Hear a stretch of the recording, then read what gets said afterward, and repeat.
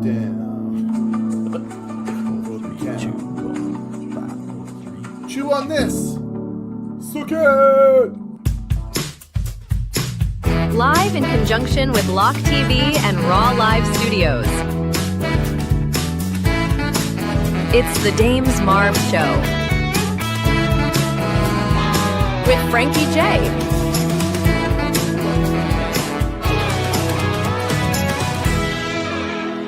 And here's your host, Dames Marvs. In a future time, children will work together to build a giant cyborg. Robot parade, wave the flags that the robots made. Robot parade, robots obey what the children say.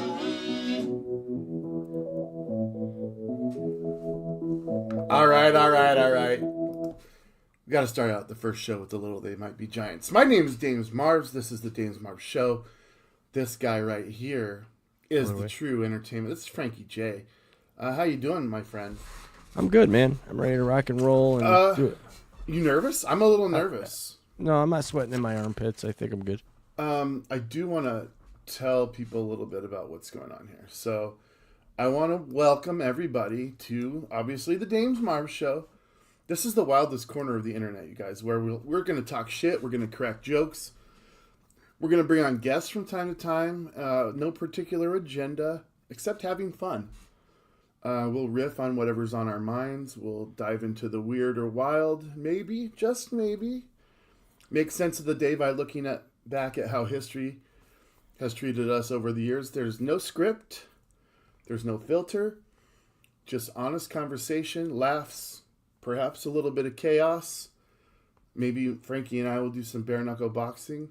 Sweet. Just grab a seat, kick back, enjoy, because this is the place where anything goes and everything is worth talking about. Everything is worth talking about. You will see that. So let's get into it, Frankie J.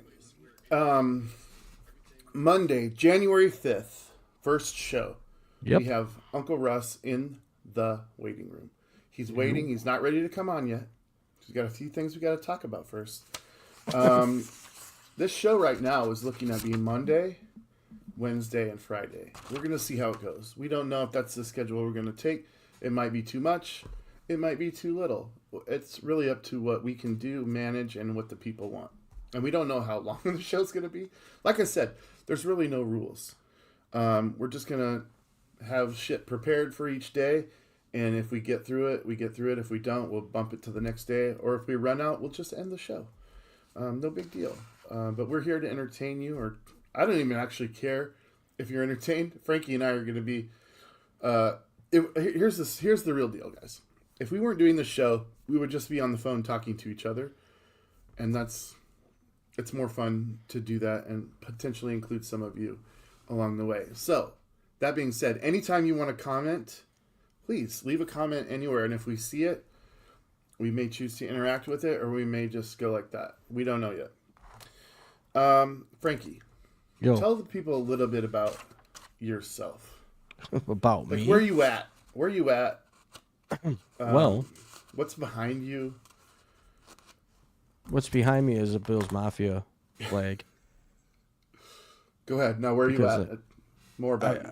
Well, I grew up in Buffalo, New York. I was there 45 years and decided to move to the Adirondack Mountains to a town of 1,300 crazy people, and I love every second of it. He really does. Why are you such a glutton for punishment in snow and cold weather? I love the cold. I love the snow. I love the colder, the better. The more snow, the better. It slows everybody down and keeps people inside, especially the ones that don't have four-wheel drive. It's pretty sweet. You guys, I'm just going to warn you now. Frankie's got a neighbor that slams her door regularly, and if you just see his face turn red as the mafia sign behind him, Phew. Well, I'm sure that we'll talk about your crazy neighbor. She might knock on my Frankie's doorstep. got some of the craziest stories in in the history of planet Earth. So we'll look forward to some of those too. He's also got a very unwarranted love for the artist Pink. I love her. I have on my notes, does Pink look like a man? I don't think that, but I've seen it all around the internet. I know that this is like, if someone would knock on your door right now, this would be the person that you would want on the other side. Oh, God, yeah. Yes. All right. And, I mean, spare everybody the sexual details, but what is it that you love about this woman? And do you agree that she looks like a man? No, I do not agree she looks like a man. She looks like a woman that's in great shape, healthy, physical, maybe dominating. Here's the I told you thing. to leave out the schmexual details. Dominating can mean a lot of things. I mean, I think she's very, very down to earth. She knows where she comes from. She never forgets where she comes from, and she's not afraid to share her story. Her story and my story seem to be similar in a lot of ways. Oh, really? Well, yeah, we both grew up Do tell.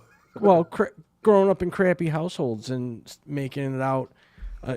She happened to go the route of becoming what I feel is the female version of Elvis Presley. The whole world loves her. Oh. She sells out every show. She's amazing. She's just an amazing person, a humanitarian, everything. I just want to hug her. I just want to hug her and hold her and say, "Never gonna let you go. I'm gonna hold you in my arms forever." Okay, got it out. That was not planned, ladies and gentlemen. All right, I'm going to take Pink off the screen. Yeah, get her out of my sight. Because it's doing things that I've never seen in you before. So let's stop that immediately. You asked me. I told you. Okay, so I didn't pull up a picture of this artist, but you have an unwarranted hatred for Taylor Swift. I do. Why? She's a little snotbag that got picked last in dodgeball and now is taking it out on the world with crappy music. See, guys, we're, 4 minutes into the show? There's got to be a running time. 8 minutes. We made it 8 minutes into the show. And now Frankie's already hated number one. Public enemy number one. Well, let me say this. Minutes. Let me say this. I've been public enemy number one in the past. I did try to get myself out of that role. Of course, I don't know. I could still be there, but here's the thing: it doesn't matter to me. I'm allowed to have my opinion, and Taylor Swift doesn't have a body like Pink. But it has nothing to do with her body. I wouldn't think. She's not strong. You just and when I'm correct 100% when I say unwarranted hatred of Taylor Swift. Hate's a strong word. Okay. I don't hate her. I just don't like her. Okay. That's a lot better. Unwarranted dislike. Thank you. Of Taylor Swift. Okay. So we've backed it down. Hey Deb, glad to see you too. Thanks for tuning in. I hope that Frankie doesn't offend you to the point where you feel like you can no longer hold your lunch, because that's where I'm at. 9 minutes in now. All right. Who's counting? I don't know why those are the two things that I wanted to talk about first with you. There's so much more that I could pick on or highlight, but we'll get to that over the course of however many shows this ends up being. I do want to get to our guest because there's a lot of topical things. And we won't do this with every guest. Sometimes the guests will have a focused interview where we talk about whatever craft it is that they're doing. But sometimes they're just going to join the party. And our first guest ever on the show, I'm very thankful for him. Go ahead and bring him up. His name is Russell Wishman. But in the others, here at home, we just call him Uncle Russ because he is, in fact, my uncle. He plays Uncle Russ on Two Marks and a Spark with Ben Shrewsbury. Russ, you guys just came back together for, I don't even know what, it's like episode, it's really high, it's almost 200, right? Pretty close, yeah. We've been doing it for about 3 years, I guess. So tell us a little bit about Two Marks and a Spark, and since it's newly happened yesterday, tell us a little bit about that. All right. Well, Two Marks and a Spark, it's just what it says. I have no, expertise or knowledge of the wrestling business. I just approach everything as a fan. I watch most of what's out there available critically. Try to analyze it. We talk about it. We have a lot of fun. Uh, I'm old school, uh, older fan. Started watching back in the late '60s when I was about 10 or 11. Ben's younger. He knows all of the new guys. So surprisingly, we agree more than we disagree, but we do occasionally have some fun disagreeing about stuff. And overall, we don't take anything too seriously. Well, so you would say Two Marks and a Spark is a wrestling fan show. Yes, a fan show definitely. All right, where you No, just no insider knowledge or any of that bullshit. yeah, same here. There's no Right, insider knowledge right. anywhere in Lock 22. We'll just go that route. We prefer to have no knowledge on anything that we talk about because then there's no need for accountability. There's no need for rules. There's no need for any of that. What? Yeah, Yeah. So okay, you also. I mean, you're just an old school nerd. Let's put it that way. sure. And I mean that in the most loving sense of the word nerd. You collect comic books, Yes, I but I do. also notice that the room that you're in is your office, Yes, out of which you sell comic books. right. Lock 22 sellers. Uh, So, and you do that with Major Tom, yes? right, with Major Tom, who is my brother. And we have, an awful lot of comic books for sale if you want to check them out. A And little bit of everything, that's on eBay, yeah. right? Under Lock 22 Sellers. Boy, I should have had your logo ready to go, shouldn't I? That's Hardback on. books, a lot of science fiction, a few first editions in there. Not a lot of super old comics, Bronze and Copper Age, a lot of the modern stuff. So I brought you up here. Obviously, we'll talk more about you and what you do and all of that. But I wanted to get started in some conversation because one of the things. Thank you, Frankie. One of the things that we're going to be doing on this show is relaying information to you about things that happened on specific dates. Today is January 5th. So I would like to take a moment of time to give happy birthdays to some of the well-known people on the planet. Uh, I don't. The first one is huge, and I'm glad that you're here because his name is George Reeves. Now, George Reeves lived from 1914 until 1959. That's not a long time, all right. And he obviously is famous for his role as Superman. Isn't it weird? Reeves. The very next one would, yeah. It's a weird thing. Anyway, he died young. The circumstances surrounding his death were incredibly uh, mysterious. Do you know? Can you educate our viewers on a little bit of maybe of that? Just a little bit, I haven't studied the whole case a lot. I just know that it was believed for quite a long time that he had committed suicide, but there is evidence that he may have been shot. There was a cover up. Uh, a lot of what was publicly believed was because of the media coverage.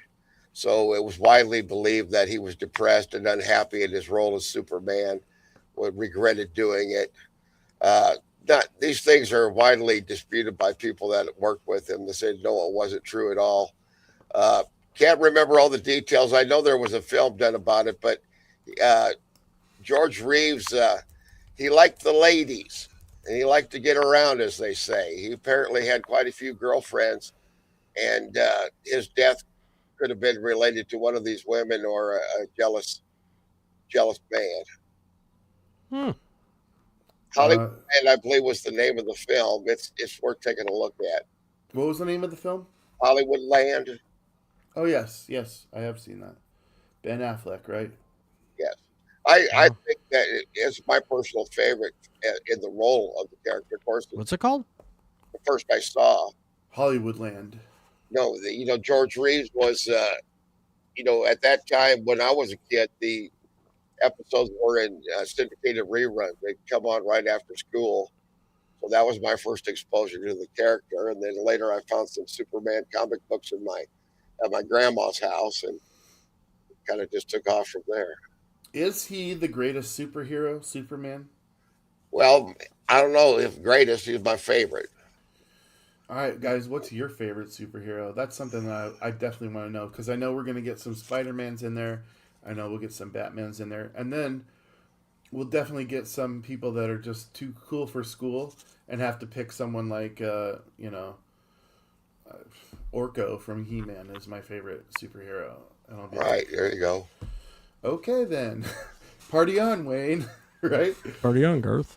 All right, so George Reeves, happy birthday. Whatever happened to you, sir? You were an icon of your time, and sad that you're passed on. Speaking of also passed on, today would have been Diane Keaton's birthday. Oh, happy birthday. She passed away. She was born in 1946, and she passed away last year, 2025. So that's a recent one. She's also an icon. Dude, this next one, 94 years young today.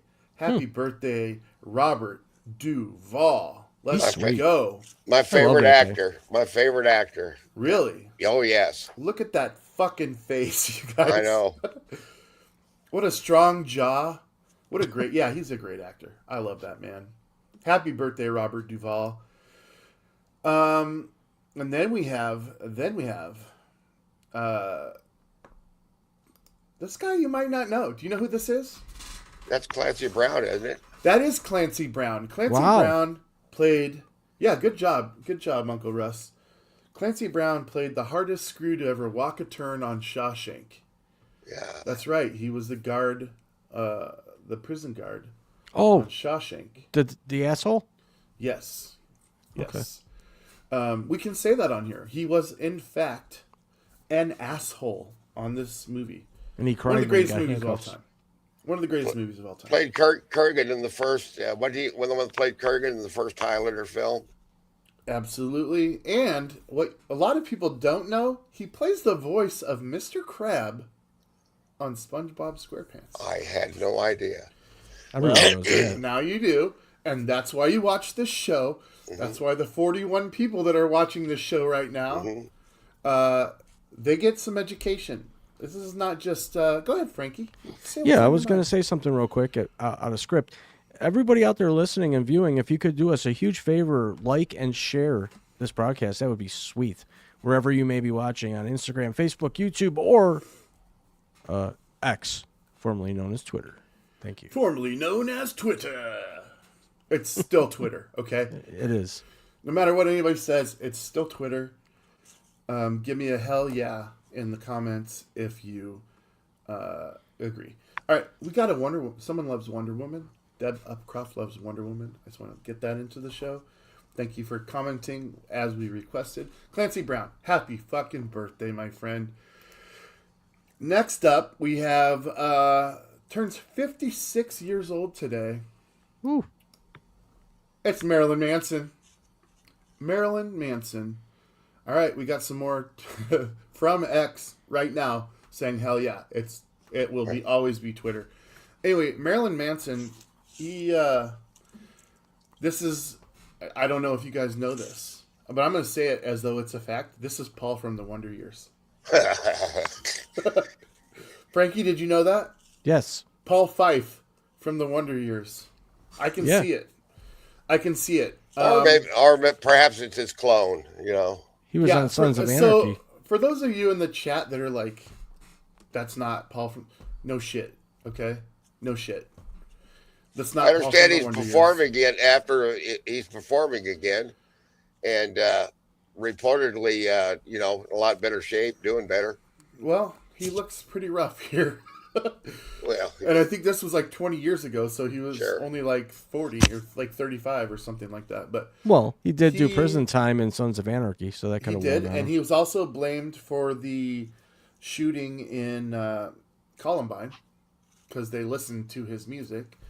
Well, of So course. that obviously meant that he was responsible for that. You listen to rock and roll and you get brainwashed, and and it's like kill for Satan.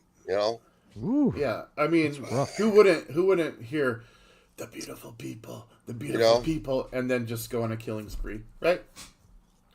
He In does fact, have some pretty sweet songs.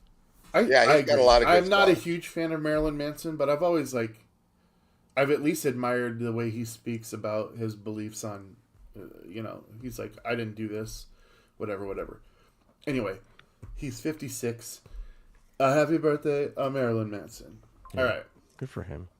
And then the youngest birthday we have, and it's funny that I'm just going to bring it up. He's 51 today. This is Bradley Cooper, Falling. Philadelphia Eagles fan. I brought up this picture of him because he's more machine than man now, Took a lot of Adderall. like Darth Vader. Speaking of Adderall, if you need some, reach out to me because I have a source for you. Yeah, that's not illegal. I'm sure it is, but whatever. Take us down. Take us down right now. 21 minutes into the show. Yeah. What has he got? Oh. He's got Botox. And let's talk about Botox for a second, you guys. I've used it. You have not. Yes, for headaches, migraine headaches. You injected it? They do pinpoint injections in your neck area if you got Okay, but chronic Has Can we migraine. agree that- multiple uses, Damon. If Multiple you uses. do this over a period of time, it becomes obvious. I mean, look at how beautiful I am. It's obviously done some stuff. I mean, yeah, it's done great things. I don't for care you. who disagrees. I think I'm a beautiful Done man. great things for you. Yes. Can we agree that it becomes obvious though?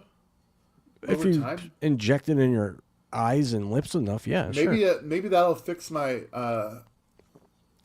what do you call it? I don't even Face? Bell's palsy. My face. Yeah. No, and for those of you that are wondering, I got hit with Bell's palsy, How do you and get so hit with like it? my face is like I don't notice it. know what's going on. I feel fine. Yeah. Do you drool on yourself? I did that before. To be fair, that's I mean all right. that's not a good indicator. Of That's what I do anything. when I see pink pictures. All right, so we got laser resurfacing. I don't know what that means. Oh, I know what that means. What does it mean? Gets rid of wrinkles. They laser those Resurfacing? suckers. Yeah, they resurface. It's like sandpaper. All right, But laser. filler. I kind of think I know what that means. Yeah. It's like putting putty on an old car, Yep. Eyelid surgery. Who gets eyelid surgery? People that are really weird. So you think Bradley Cooper's a weirdo? I don't know. Well, he does sing a song with Lady Gaga, which is cool. Okay. Do you Well, have? that's do I all need right. to mark down that you have an Did he sing unwarranted anything with hatred? Pink? Yeah. Do I need to mark down an unwarranted hatred of Lady Gaga as well?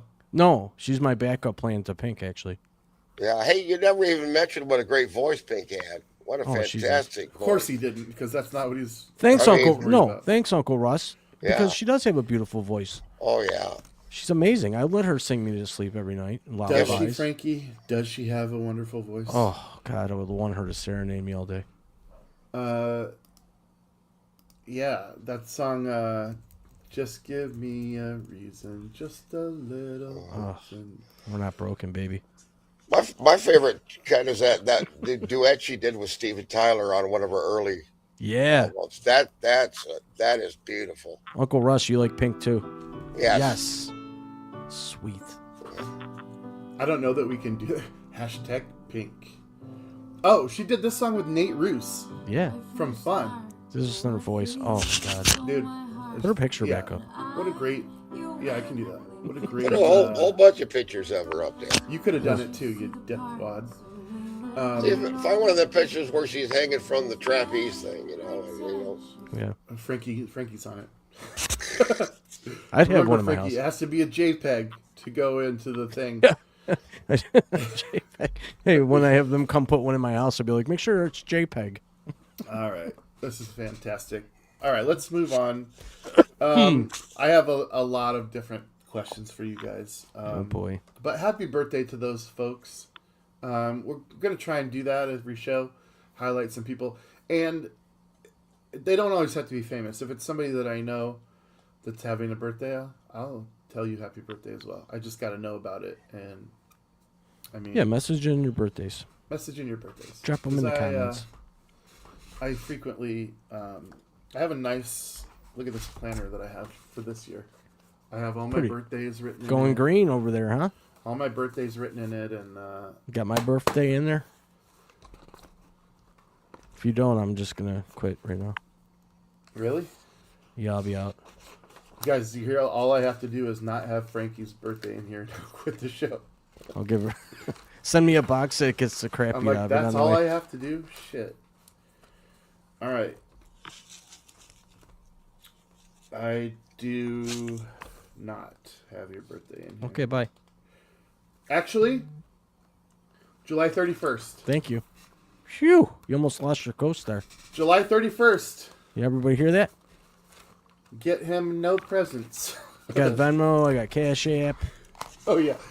We will, obviously, I'm not asking anybody to support the show. I like that somebody's giving us anger, though. Just You because see I don't that? like That we Taylor got Swift. some anger stuff. Oh, yeah, probably. It was definitely you. I and know not who me. it was. It was definitely you and not me. I know But, who's angry. Okay, no, that's good. I do. Keep giving him the angry face. Bring it. Because he has an irrational hatred for Taylor. Dislike for Thank Taylor you. Swift. Because hate's a Okay. strong word. All right, but no. Obviously, this show has zero budget right now. But that I want that to change because not that Russ isn't a quality guest, but we want to have guests that from all spectrums. And I'm telling everybody right now, if you're watching this and you want to be a guest for any reason, you don't have to own a company. You don't have to, just be a person that wants to talk to us. That's really all you have to do, and we will get you on the schedule.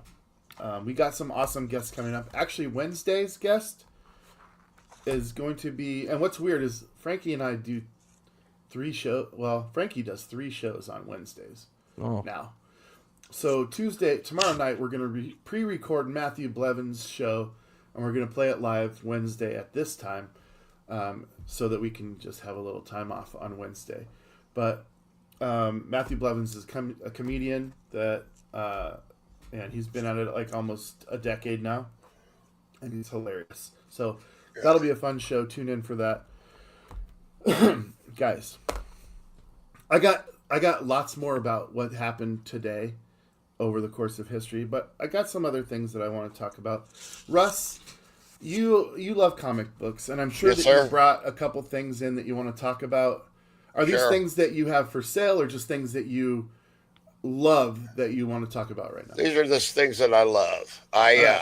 I'll Give go me through one. them real quick. At one time I used to go to the local comic book store every week. Those days are long gone. In 2025, I went to the local comic book shop a total of 2 times. No. I tend so to the buy. intervention worked. Yeah, there you go. And it's starting to sell off my collection. You know, my wife is very, very pleased. But I tend to buy things that are a little bit off the. Here's a good example: Melvin Monster by John Stanley, humor strip. It was published by Dell back in the early '60s. John Stanley is considered one of the greatest cartoonists of that era. Most famous for Little Lulu, which he did in the 40s and 50s. Melvin the Monster hit right when the monster craze of the 60s was starting to rev up, and he just had the excellent comedic timing, very, very well done. Pick this up for half price. Always go to the half price shelf. Sometimes these are returns, and the stuff that's been sitting there forever that most people don't like, that's what I go for. Can I ask you a question on Melvin Monster? What's the premise there? Well, he's a little kid, and he's named Melvin, and he's a monster with green skin, like Frankenstein, and his mom and dad are monsters, and he has wacky adventures. It's like Dennis so- the Menace or Leave It to Beaver, but monsters, like the little Munster kids. Okay. And very excellent comedic timing. It's very rare that a comic strip will actually make me laugh out loud, but his stuff could do it. His Little Lulu stuff too. I got some of that. That's classic. All right, folks. Melvin Monster. Put it on your read list. What else you got? This is Kingdom Come, great DC novel, but mainly I want to talk about the format. This is DC Compact Comics. These are the exact same size as the manga. Manga's been out in bookstores, has been outselling comic books in comic book shops for decades. DC finally got smart. These are manga sized reprints of their best work. They're $9.99. They're compact and they're cheap. They are available at bookstores like Barnes and Noble, etc. In the first year of this, they have become it's about the biggest selling line. They're selling more comic books now through non-comic book shop stores by diversifying the market. It's good work. Mark Wade and Alex Ross, Kingdom Come. It's a great Superman story about the future. Very dystopian, dark and violent. But the main thing is I'm interested in the business side of comics and always have been. And just the change in the marketing strategy. If comic books are going to survive, they have to get past only appealing to comic book nerds like myself, because we're barely keeping the business alive when comics are $3.99 a pop for an average comic. There's no way it's going to survive, especially when DC is owned by Warner Brothers and Marvel is owned by Disney. And if those assets ever stop making big money, they're just going to be sold off. Yeah. And devalued. Number 3, DC line. This is their answer to the Marvel Epic line. These are reprints. Blue Beetle. This is a Charlton character that DC acquired when they bought the rights to the DC Charlton characters. Most of those characters went on to become characters used in The Watchmen. They changed them, and that became The Watchmen. Blue Beetle, obscure origins. Nobody's 100% sure who created him originally. This has got the public domain stuff from the 60s. The thing I like about this is that the first half is drawn by Tony Tallarico, one of my favorite comic book artists, who's widely considered to be one of the worst comic book artists of all time. Everybody hates him. They can't stand his stuff. Oh, he's one of my favorites. So sounds like he and Frankie have something in common. So that's just an example. My wife is into it too. She reads a lot less of the superhero stuff, and she's more into the more literate type stuff. Actual graphic novels. This type of thing. Well, she looks at the pictures only. I do that. Oh, sure, yeah. Dude, I think the last comic series I read was the new G.I. Joe. And that would have been like, I don't know, 2008 maybe. Okay, right. So I'm a little bit out of touch with comic I've never books. read a comic book. Really? Have you read Never. a book? I've read tons of books. I was in college, Yes, you were in college, yes. I made the dean's list a couple times. With the dean's list? Yeah, but yeah, got certificates and everything. Wow. Good I deal. think that's very... I was in college too. I was in there. Yeah, you showed up. Yeah, I showed up. Some people flunk out and some people drop out. I've done both. It's like I saw a couple classrooms. I sat in the back corner because when I would fart, then it would just clean the house. Really? I did it once, yeah. It was awesome. All right. Have you ever used Febreze to cover a fart? No, because then it smells like citrus. Citrus? Yeah. That's a new word, folks. No, it's not. Shit. Where has it ever been used before? Well, have you ever gone to, like you go into a friend's house or a party somewhere and someone goes in the bathroom and lights it up and they spray the air freshener and you walk in, you can still smell the poo, but it just has a little bit of a smell of goodness. That's right. Citrus. And you say See, that Uncle Russ knows. I like you, Uncle It Russ. smells like a stinky ass fart mixed with like morning breeze. Yeah. Whatever the hell morning breeze smells like. This segment of the Dames Marv spring Show morning. brought to you by Citrus. Febreze. There you go. I like the apple cinnamon flavor it does. It's Ugh. great. It's got a not twang flavored. to it. Russ, you Well, don't eat it. Okay. Oh, You no, don't eat, you know what I mean. do not eat Yeah. this, ladies and gentlemen. Okay. Well, it's just like that strawberry shampoo. I know you're not supposed to, but I can't help taking a sip now and then. my You know, God. It's like It smells- chapstick. I hate smells so chapstick. good. You There guys you are go. out of control. All right, guys, let's talk about meat for a minute. About what? Meat? We're gonna talk about meat for a minute. All All right. right. You guys will notice on this show there's no direction really. It's all I right. just have notes of things that I want to talk about, and it hits me at whatever moment it hits me. Some of these things will never hit me. Like I don't want to use that one for an example, but men and feelings. Is it okay for men to tell each other that you love them? Yeah. That's not occurring to me right now. But I'm just saying it's on my notes. Someday it might. I might bring it up. But I want to talk about meats. Okay? Meat. Now, this is a meeting. So you could consider this a meeting to talk about meats. What? So I'm using meat in two different terms here. We've met, past tense, in this meeting to talk about meat. My question, and I'm sorry, vegetarians. I'm not really sorry. You're the ones missing out. It's okay. You're probably healthier and will live longer, blah, blah, blah, blah, blah. But I will be Nope. happier. Not necessarily. Not necessarily. That's true. Protein. Okay. If you could only keep one of the following three, and I don't want you to answer right away, okay? Do not answer right away. Give it some fucking thought to this, okay, people? You can only choose one forever, okay? And I'm going to set the table here, and Frankie, shut up about this because I already know what you're going to say.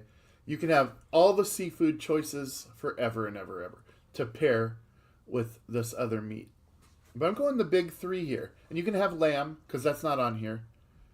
So you got seafood and lamb that you will always be able to have with this. I suppose if you want to, you can have pigeons and squirrels and shit like that too. But we're talking the big three. You got pork, you got chicken, and you've got beef. Let's talk about what we would keep forever. You can only have one, and then what you're throwing away. Russ, I'm coming to you first.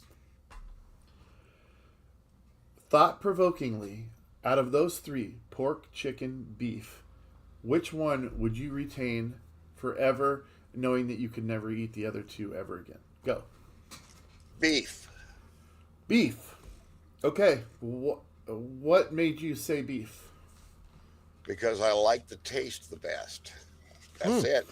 The Interesting. taste, the texture, Okay. the smell, the versatility of it.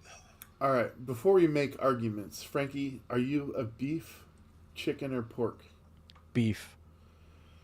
Dude, I feel like I'm beef too. I feel like the three of us are all on beef. Now let's talk about why. Let's talk about why. And if you're watching and you are different, please let us know, because I want to know how you're giving up tacos. You're giving up steak. You're giving up ribeye, porterhouse, New York Hamburgers. strip, hamburgers. You're giving up just carne asada. You're giving up Wellington, Salisbury steak. Salisbury steak, It's one of my favorites. beef hot dogs. Are Oh, the best yeah. hot dogs. Exactly. Yes. Is pepperoni beef? Can be. It's lips and butthole. That's right, mostly. That's hot dogs. Oh yeah, that's hot dogs. Never mind. I think the pepperoni, I think it's floor sweeping because it's saltpeter. Yeah. Okay. It's delicious, whatever it is. I don't care Well, what's in it. Somebody tell us what pepperoni is. Is it pork or is it beef or is it a combination? Because if it's a combination, you can make it out of all beef. All right, let's just be real. But you'd be giving up bacon, guys. That's huge. Yeah, well, That's huge. I don't know that I want to do that, but it's not enough to take me off of beef. Roast beef, dude. Frankie, you're muted or something. Do you want to know what's in pepperoni? I what? Yeah, tell me. Okay. Pepperoni is a spicy cured sausage made from ground pork, beef, seasoned with paprika, chili peppers, garlic, and other spices. Then it's fermented and dried. There you go. All right, so you brought up something that now is going to make me obviously Puke? ask you, why don't you like pepperoni? I love pepperoni. It's fermented. You told me last night that you don't like anything that's fermented. Cream didn't cheese, say that. cottage cheese. You did. No, I said And I don't like certain fermented items. I never said pepperoni. You never. No, you said I don't like fermented shit. Was your exact terminology. Okay, well, You're not getting out of that. pepperoni isn't. I don't know. It's different than yogurt. You look. You had the keys in your hand. You turned the ignition. And you read the word out loud that it's fermented. You could have left that out, I should have. but you didn't. So now I'm taking pepperoni from you. It's I don't out. care. It's out. All right. So thank you for looking that up, though. I appreciate it. Yeah, you're welcome. This is what he's here for, guys. He's lovely to look at. Thanks. He is single, by the way. Yeah, He does have Adderall for sale too. dude. Yeah. Yes, he's my source. If that's who you're wondering. I So, should get. you I need should it- have a little bit of that Adderall on hand because if I ever say anything really, really egregiously outrageous on the air, I could say, "Well, it was the Adderall." Well, you know, hit me up, folks, because I had a Roseanne moment. We have an agreement that I get 30% of the proceeds. So Yeah, hit me up. I'll FBI, face any legal, open any, up. Any legal troubles go through me. That's fine. Here we go. You'd be giving up chicken tenders. You'd be giving up chicken nuggets, chicken tacos, El Pastor with the pork, ribs. Ooh, I mean, I know beef ribs are good, St. Louis style. but pork ribs I mean, a lot of sausages are gone forever. It's okay. No more pork rinds. Oh, I'll eat cheeseburgers every day for the rest of my life. I mean no that, more by the way, pork everybody. belly. No more Rocky Mountain oysters. Ooh, Okay, that's Of course, fine. you can't eat. You can, of course, I have eaten cow testicles too, so that would not be a problem. phew, that's impressive. I just puked in my mouth a little. Pretty much. I thought of Chevy Wait. Chase in the movie Funny. You Farm. guys, I've always thought there's one food on the planet that I won't eat, and it's Miracle Whip.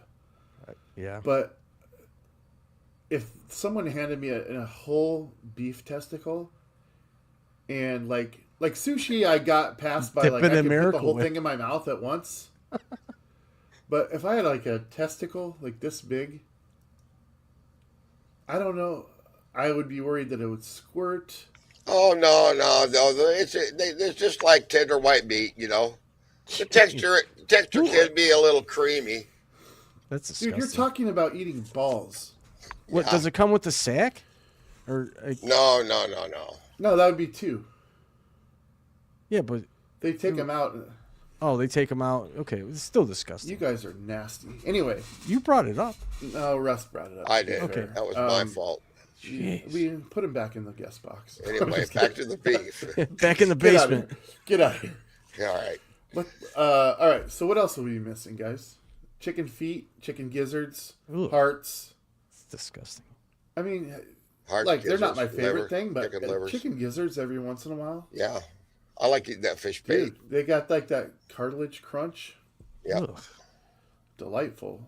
It's delightful. Just- Frankie. just plain old fried chicken. No more chicken and waffles. No more chicken and waffles. I mean, bye bye. It's okay. Chicken sandwich. Chicken parm. You could make beef parm. No chicken You salad. could make eggplant parm. There's other parms, but chicken parm is kind of. I mean, so Pretty good. there's a lot of stuff that you. I mean, think about it, guys. We got another beef. Deb says she's on the beef. Good. I get it. Thanks, Deb. I'm looking for Oppo right now. Is there anybody that would pick anything other than beef? Or is beef just like clearly the dominant one? And I say that probably eating more chicken than I do beef or pork in my everyday life. But if I was saddled with the burden of only ever eating one, it's Sure. I can't justify anything other than beef. Oh, I think a lot of people eat more chicken just because it's cheaper. You know, Yeah, beef is well, and pork very is really expensive. cheap. Pork is cheap here in the Yes. Midwest. Also, beef is expensive as shit everywhere. I love beef. Yeah, there's nothing quite like it. I mean, even if you went chicken as your choice, you could still eat bison, but bison isn't going to give you everything that a cow would the same way. It just wouldn't. Or reindeer or something like that. Well, hey, here's a question for you. They're not eating here, but they're eating just about every place else in the world. What about horse meat? Ugh. Would that count? Have you ever had it? Not that I know Like of. you said that and I instantly got diarrhea. Not that I know of. I understand that it can be depending on how it's prepared. It can be pretty good.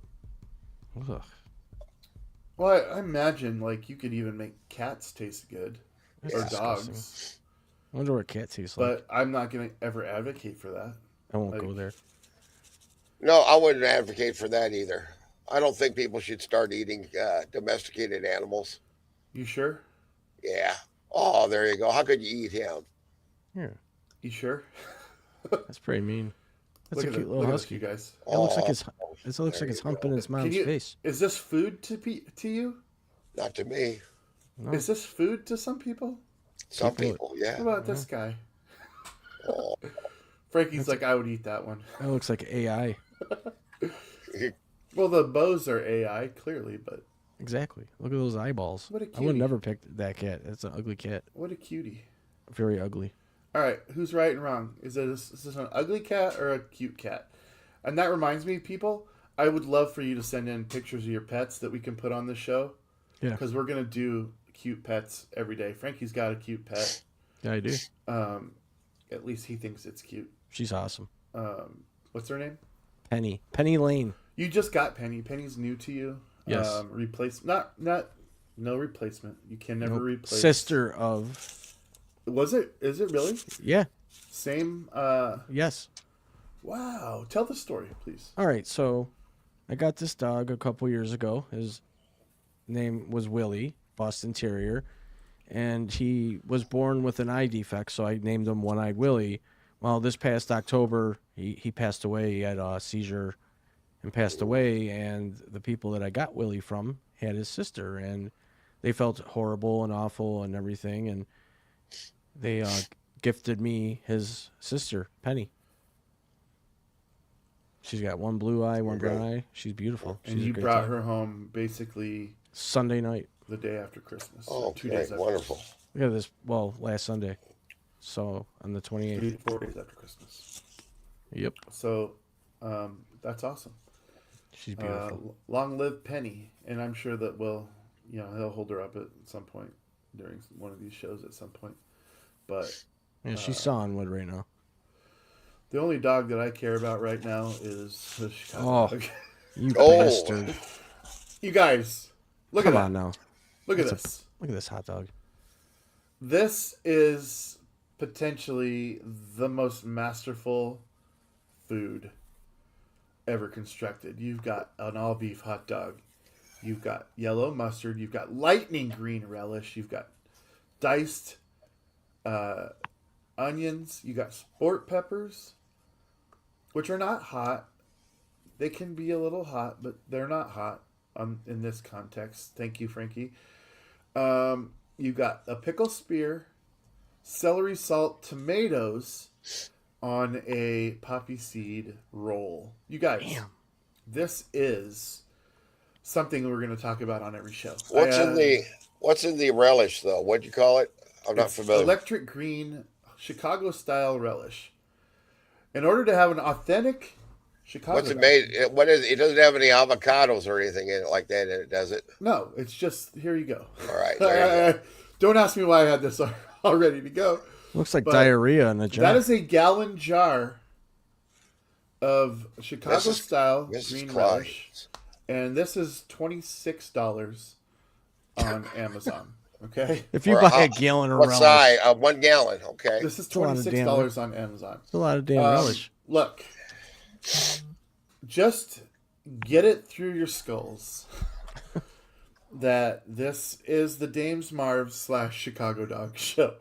That's what it is. We're gonna Anybody be out there talking- listening, what's your favorite hot dog and where does it come from? We will be, yeah. I mean, we got the Seattle dog, which is cream cheese and onions, grilled onions. Right? That sounds good.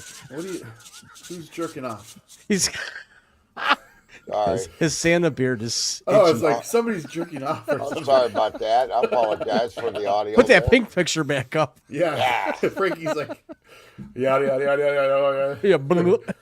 yada. All right. Yes, I did my work beforehand and I had relish ready to pull up. That's weird. So, but yes, I don't know what makes it I'll electric. try it. I have not tried it, but I will try anything once. Just about. I'm sure that it tastes exactly like regular relish. I think they just use. I've done that, food Russ. It I've looks tried very- everything once until I got a bad rash. Oh yeah. Just kidding. There you go. Well, that green color on that relish, that just looks like an unusual shade of green for something to eat, you know. It doesn't look like any food I've ever eaten. That's a weird shade, like emerald green. I'm not emerald green fruit. It makes me wonder when it's got like plastic in it or something. You know? Well, here's the thing. I didn't want to overwhelm people with information on because we literally and we will be talking about Chicago dogs on every show Yes. until we make them live and eat them on the show. That will happen. I'll have to drive 40 So hours. I will give you guys the story of it's for another day. All right. But there is a reason that it is electric green. There's a reason that it's part of the Chicago dog. I will give you that history. But that's just another. I mean, right now you guys are like, when's the next show? We got to know that, right? I get it. I get it. All right. 69, man. So we're all on beef. You guys in the comments are on beef. I haven't seen anybody else say anything else.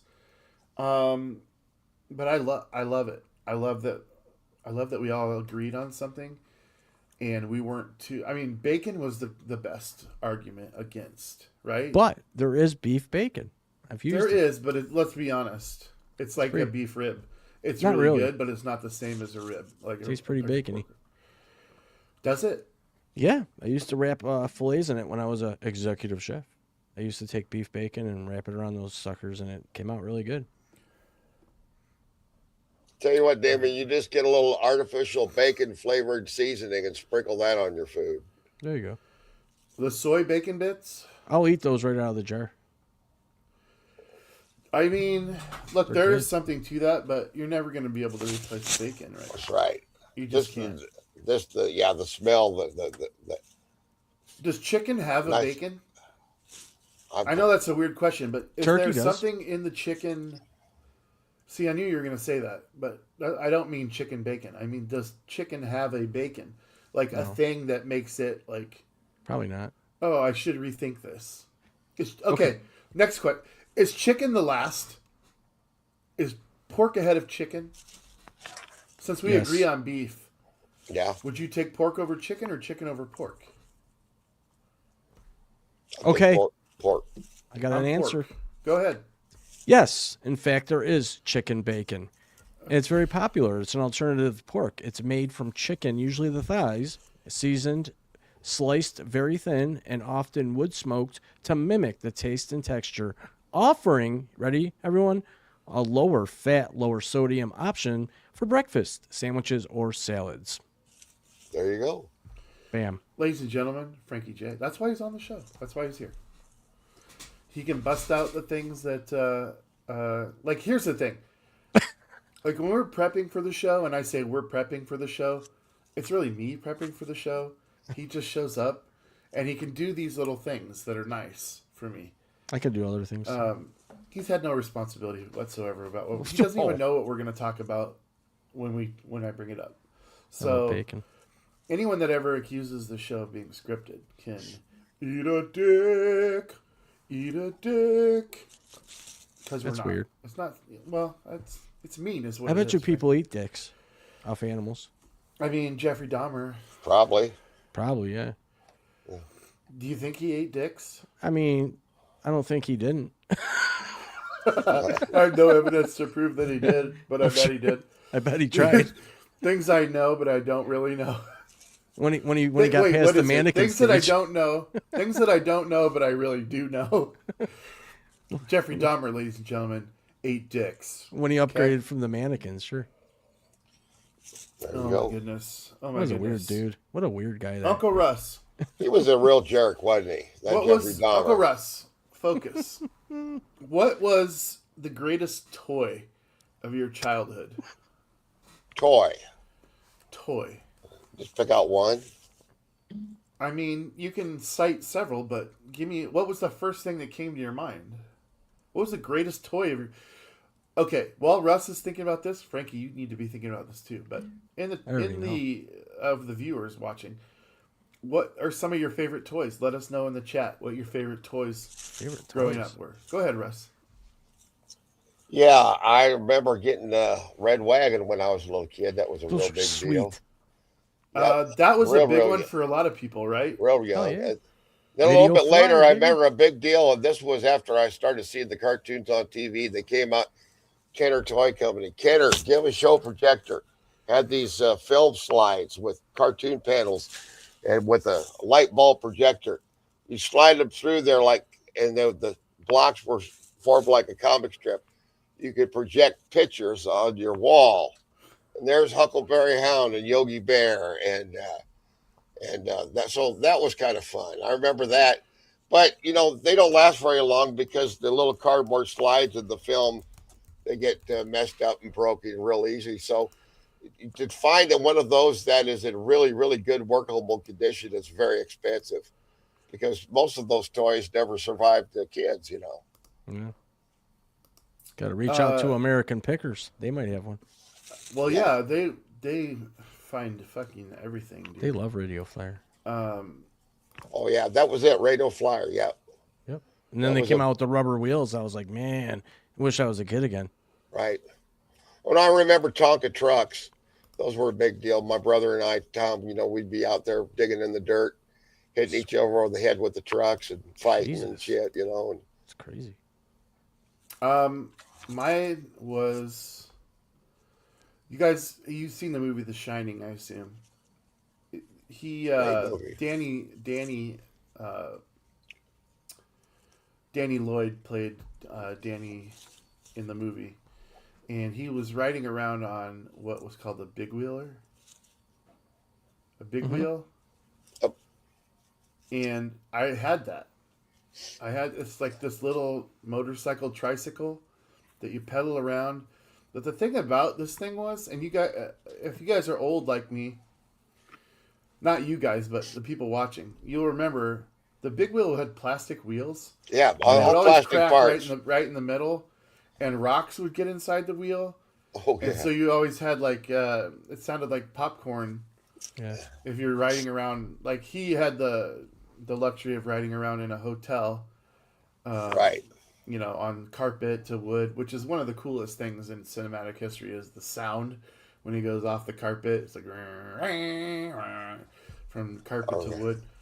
But if you're riding around outside in your neighborhood, like the rocks getting in there, it was a nightmare. And it would always peel out in the rocks so you couldn't go anywhere. What a disaster of a toy. Frankie, do you have one that you want to talk about? My favorite toy was the cardboard car from Romper Room. Explain. You never saw Romper Room? No. Yeah, I remember it when I was very young. Thank you, Russ. Russ, thank you. No, my He favorite just toy. validated his whole life. my favorite toy was it was called Constructs. Okay, yeah, those were awesome. Yeah, I used to build some badass stuff with those things. Did you have this? Oh, I love the Light Bright. Yes, Never I had still one of had those, one. I but- still have one, but I just don't have it with me. Oh, we got to make the show logo on it and put it Love up it. behind you or something. Those are Look at how happy these bastards are. Yeah. I never had one. You lost out. Any of you remember a toy called the Spirograph? Yes. Is that kind of like a Yes. Magnadoodle? Yeah, Yes. that was a lot of Etch a So what's Sketch was another Etch-a-Sketch, Etch a Sketch. Etch a Sketch I'm- pissed me off. Oh, that was frustrating. I never got good at it. You I know. could make squares. Dude, I got a story for you. Yeah, man, that's about it. Yeah. My first girlfriend in high school, she goes, "Dude, I'm not an Etch-a-Sketch." Oh, there you go. Yeah, A true story. I'm not kidding. that's weird. You like boobs. And I bet she's watching. So here's to you. Here's to your She's like, boobs. I remember saying that. I'm not an Etch-a-Sketch. I had one I named Thumper. Okay, I don't really. True story. Do I want to know the story? I mean, you might. Why not? I mean, is it sexist? No. You're like, I don't no, know. not really. Go ahead, Could- tell it. Why not? No. No. There was one time I had to always wake one up, ping, and I called it Thumper. Oh, there you go. I get it. Thanks, Russ. Yep. I'm glad you brought him on today.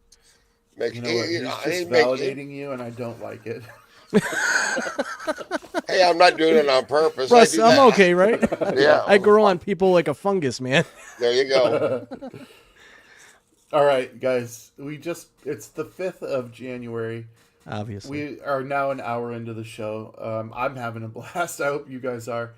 Russ, I don't know how long you intended to be here, but I wanted to get to this before. I'm retired. I don't have no fucking schedule. Neither do I. All right, good to know. So you can just sell us when you want to leave because we're going to be here a bit. Yeah. Right. New Year's resolutions. Oh, Jesus. I know. Frankie was like, he's like, I don't want to talk about this. Don't ask me this. So I'm coming to him first. Frankie J. What? With the new year comes a time where you can kind of reset things. Sure. Right? And this is for everybody. You kind of get this thing where you can reset and feel like, all right, I have a chance to accomplish this again. Whereas starting in the middle of the year at something doesn't feel right.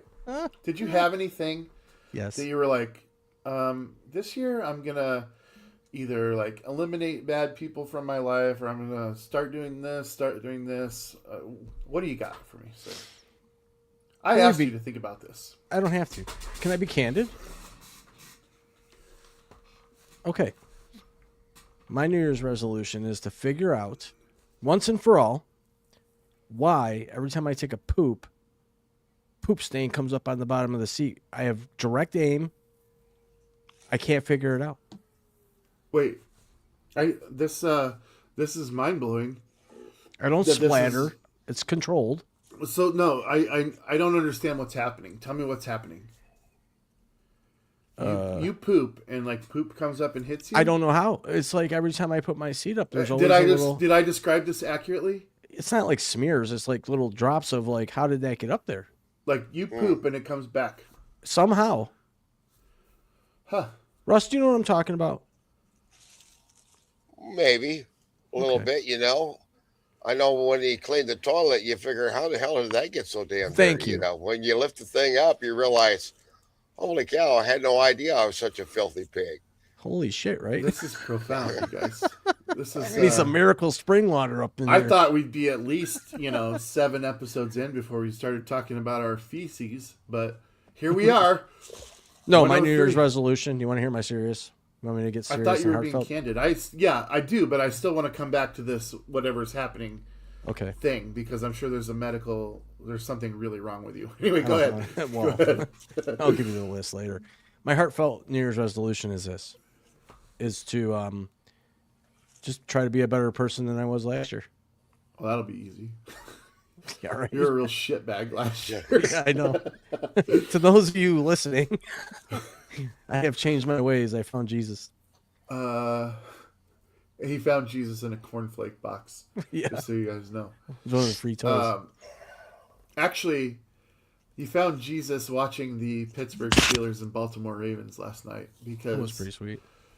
I don't know if you know this or not, but the Pittsburgh, and we'll talk football maybe after Russ leaves, but Yeah, because I have nothing to contribute to that conversation. You can get my wife on here.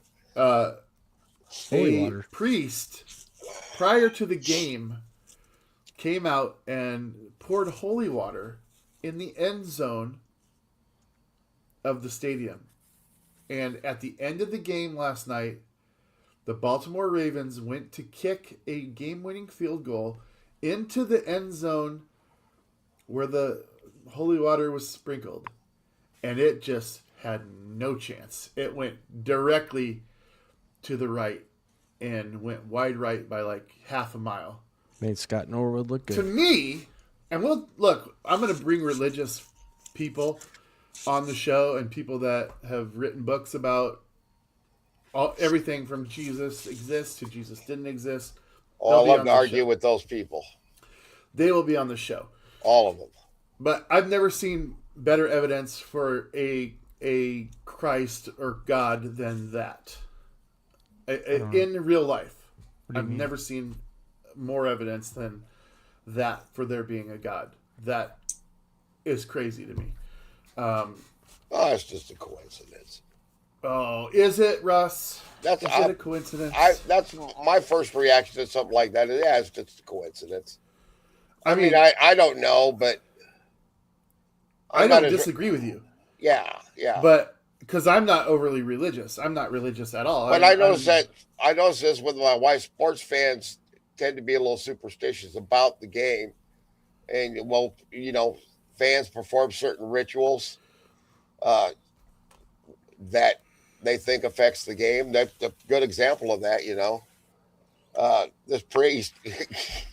I think that's the funniest part of it. I'm thinking, he's going to get ass chewing from his bishop when he hears about him misusing the holy water like that. Two things. Okay, one thing is this. I'm what we'd call an agnostic. Yeah. I believe that we came from somewhere. I just believe that it's beyond my comprehension, and I ain't seen anything in any Bible or story that has made any kind of scientific sense or reasoning to me. Just go to prison.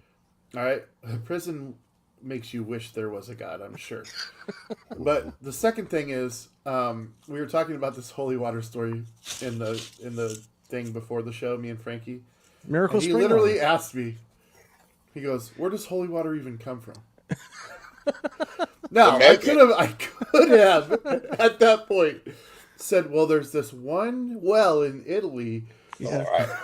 Right. but I opted to just say, "You just need a priest to bless the water, and then it's holy water."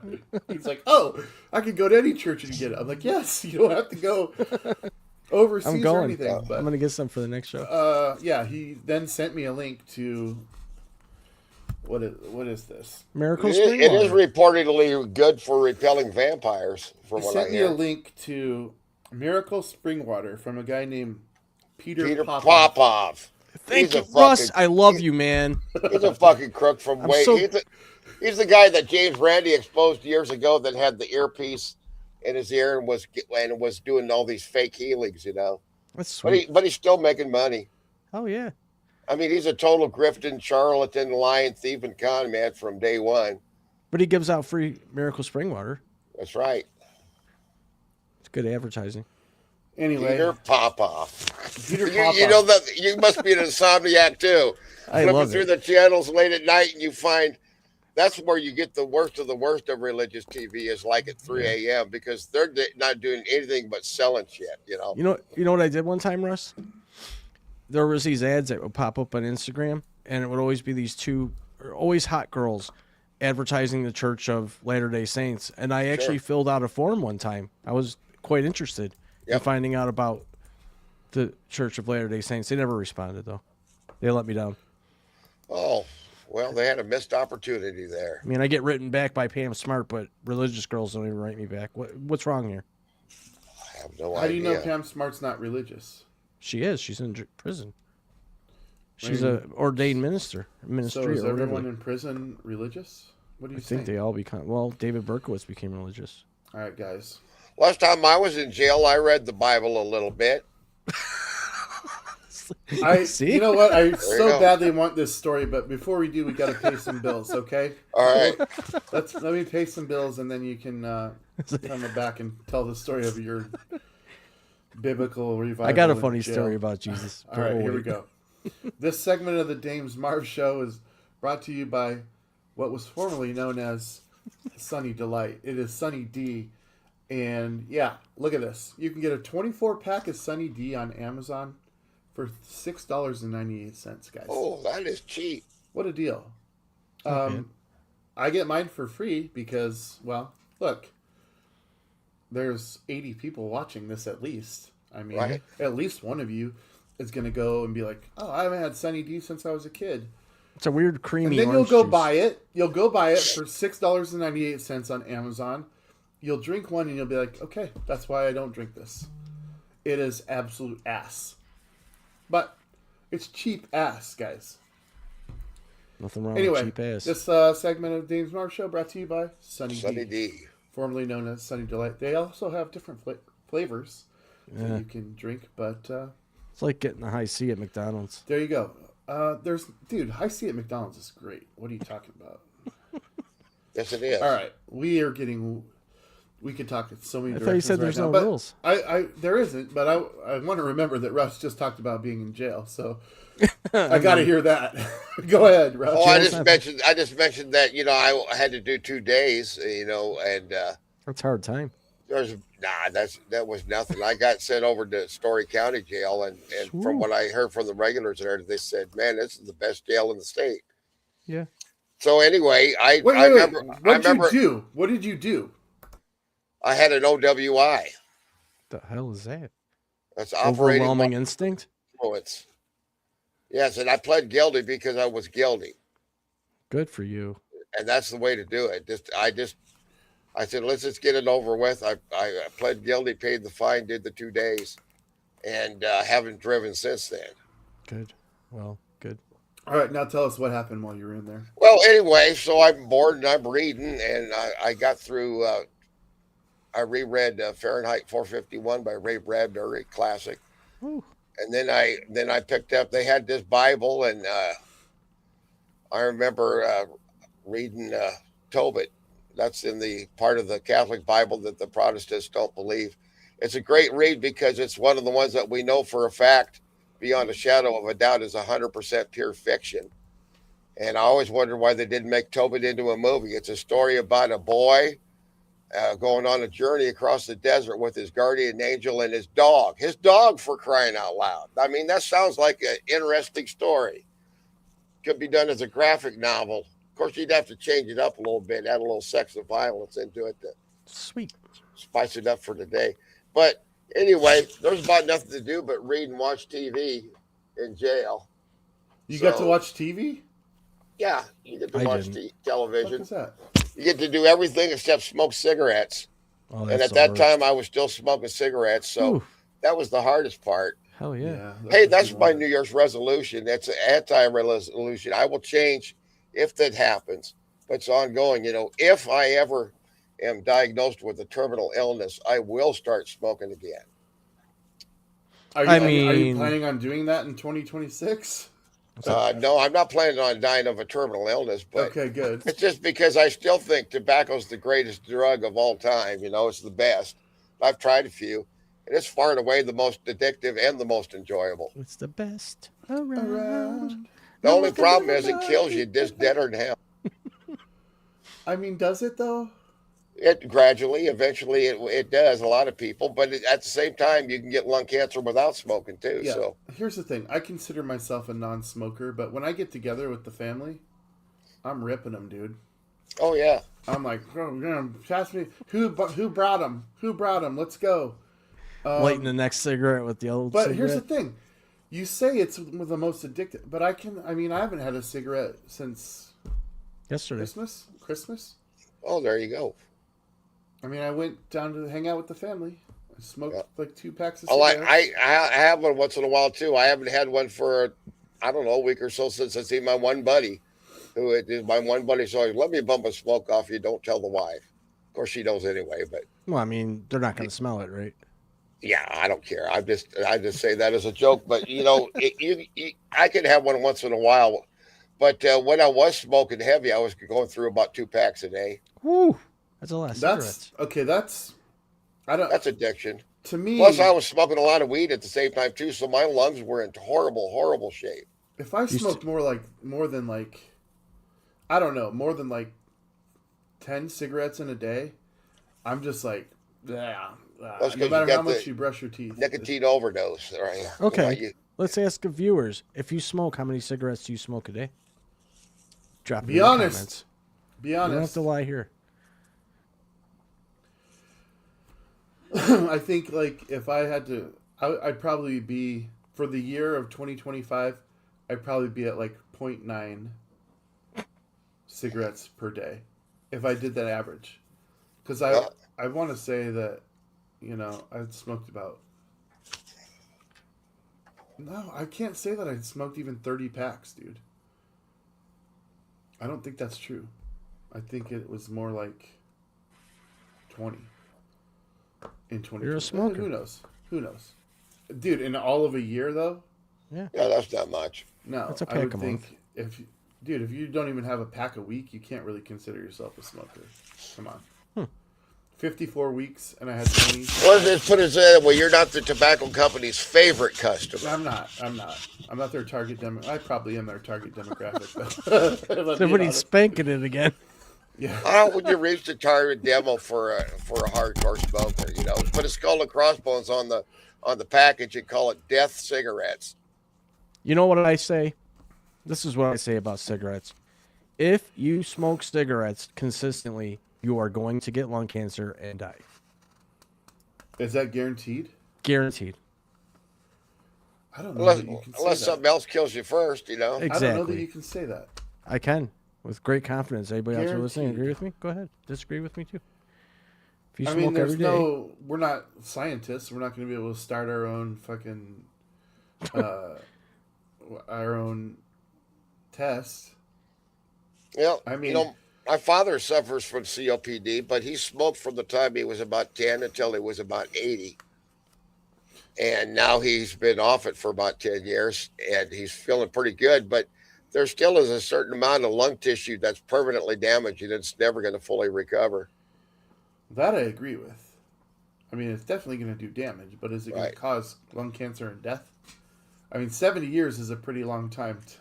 That's a pretty big sample, Frankie. And yeah. I mean, if you're saying... Okay. Is it if safe you to say smoked for 200 2/3 of- years- Okay, let's say 2/3. Okay. Yeah. Yeah, smokers. that might be it. Because there's also other, not just lung cancer, but there's Emphysema?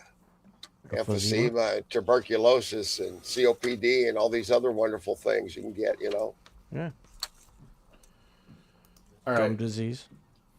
Since we're talking about morbid shit, I had Okay. this in my notes. This is the first show.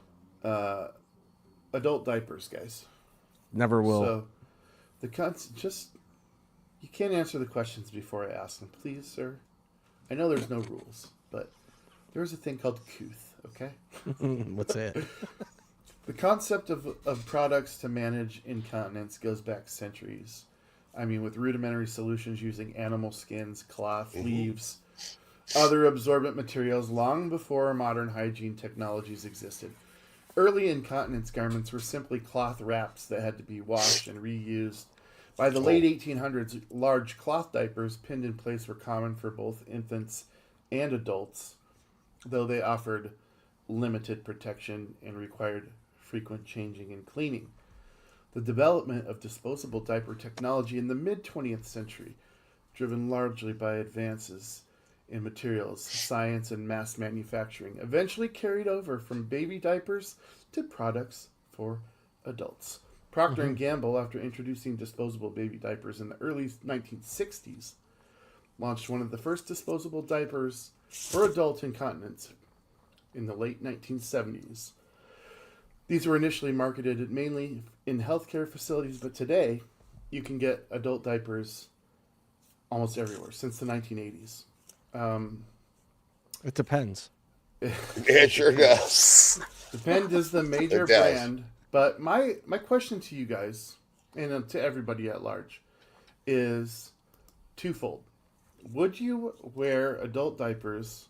And then we'll discuss what all this even is. And then what would you call the product?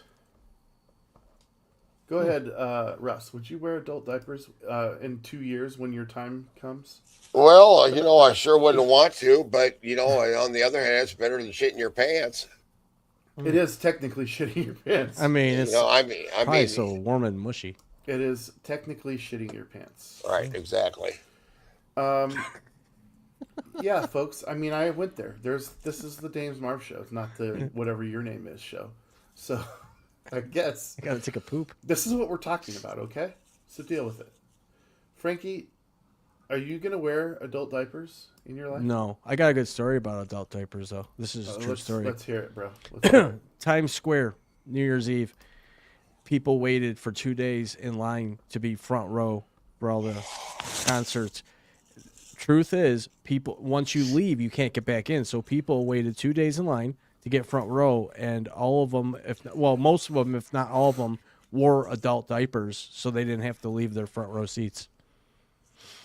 Okay. Did you know that? No. I did. What would you call it? If they, Dumpers. Dumpers? Yeah. What about let's see, the plop stopper, That's weird. glute guards. Oh, there you go. That's a good one. Hold on, I sent these to my kid the other day to see if I could What, make her diapers? laugh.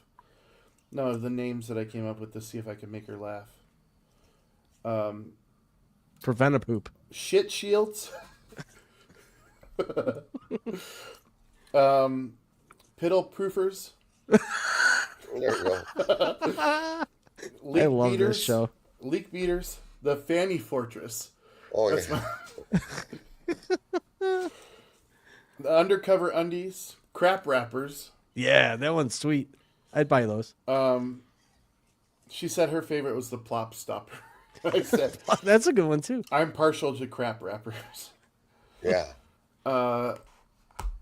And I Porta came up with pants. this bit just so I could give off those names. But Porta pants. let's I can't imagine like a scenario where you're just wearing a diaper and you just go, I'm gonna shit, and you just shit yourself. Like that would be that I can't even fathom that in my head.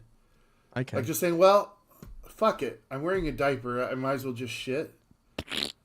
Like, there's no way I would do that. These would be just in case you're like sitting there and you're like literally can't hold it. Right? Well, what if you like get to a point? Like, for me, in all seriousness, I know I've been goofing around on the show. I'll try to get serious. It's hard for me though. Don't even try to be serious. I'll try one to be. cares. So eventually, I might not be able to walk. So what happens if I have to take a poop and I can't get up fast enough to walk to the bathroom? That would warrant the use of a Well, crap stopper. I'm glad that you're talking openly about this because we still have to get back to the poop coming up. There you go. We have to address that. I mean, Are we I- talking about poop? we can't just let that go. I have this image in my mind of these little chunks of feces rising up out of the water and floating in the air, and I'm thinking Yeah. like, that Just sounds like, maybe you got to call an exorcist in there. Maybe your toilet's possessed, Yeah. Yeah, Check your and toilet here's every the day. thing. Like, obviously, we've all had the green apple splatters, Mm-hmm. and so like we know what he's talking about. But he literally said every time he poops, it comes back up. Not every single time, but a lot.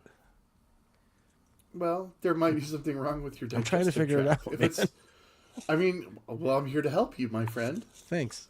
Um, Appreciate it. Frankie, they're like, I can tell Frankie's given this a lot of thought. Oh, I love it. Details, I love details. You guys.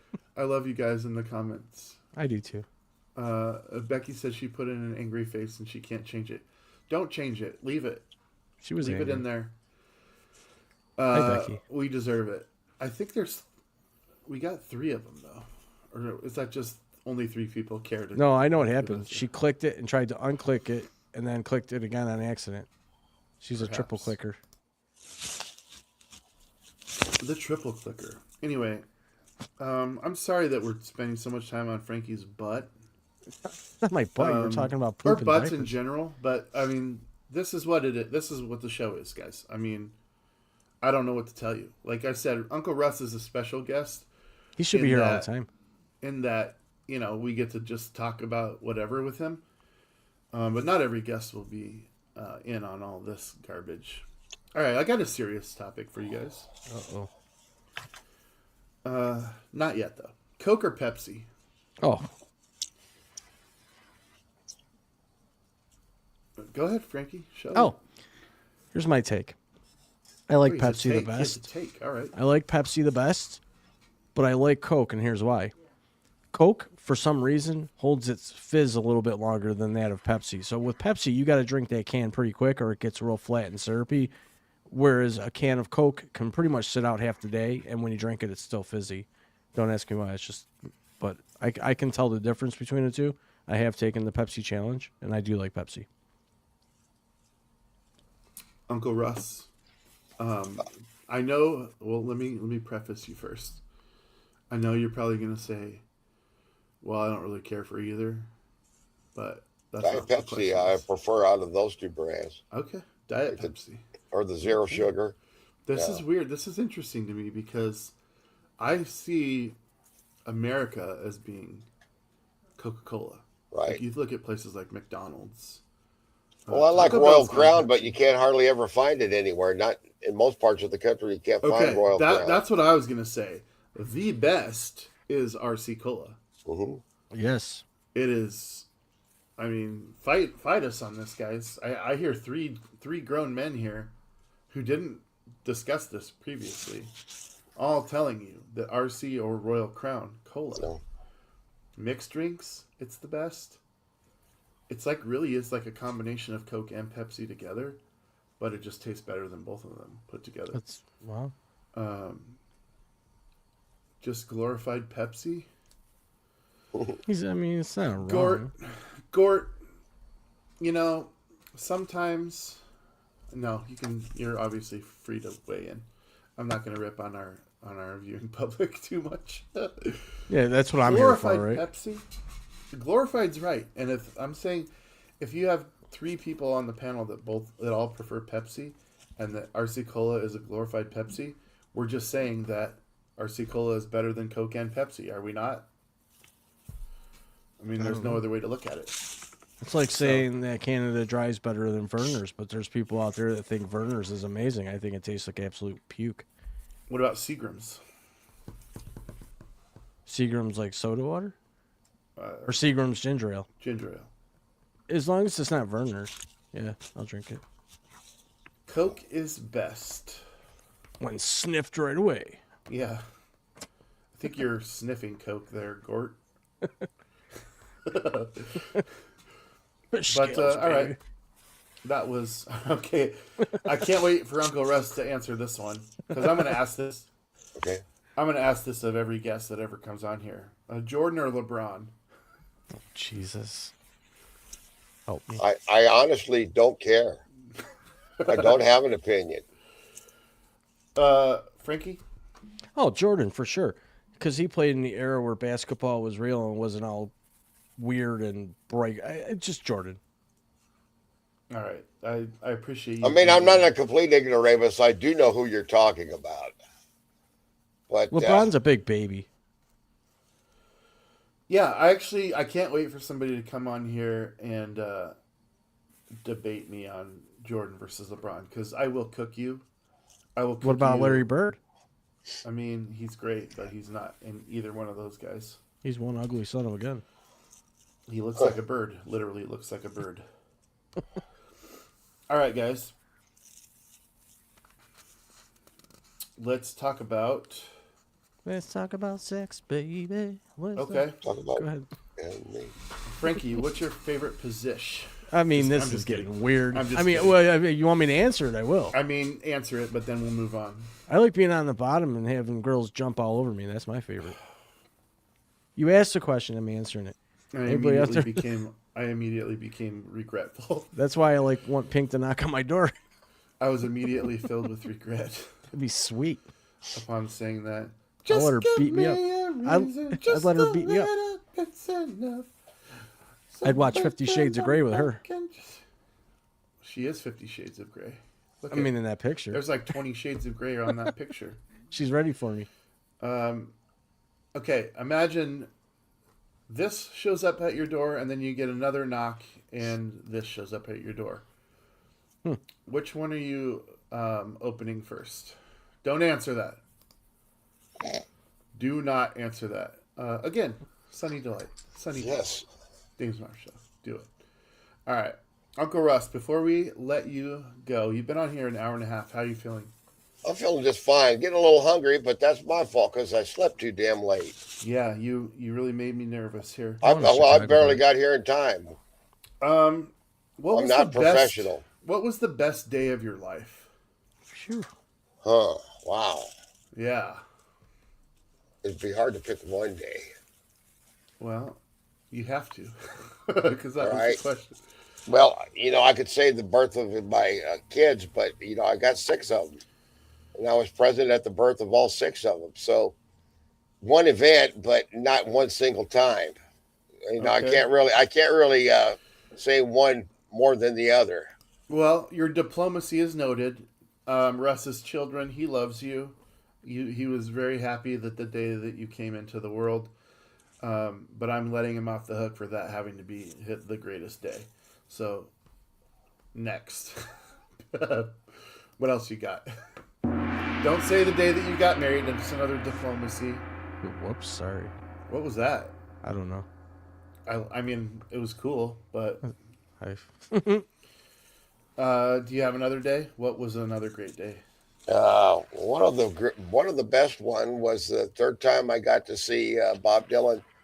Second time with my daughter to see them together, and it was the best show. One of the best shows I've ever seen. It was a very very memorable experience.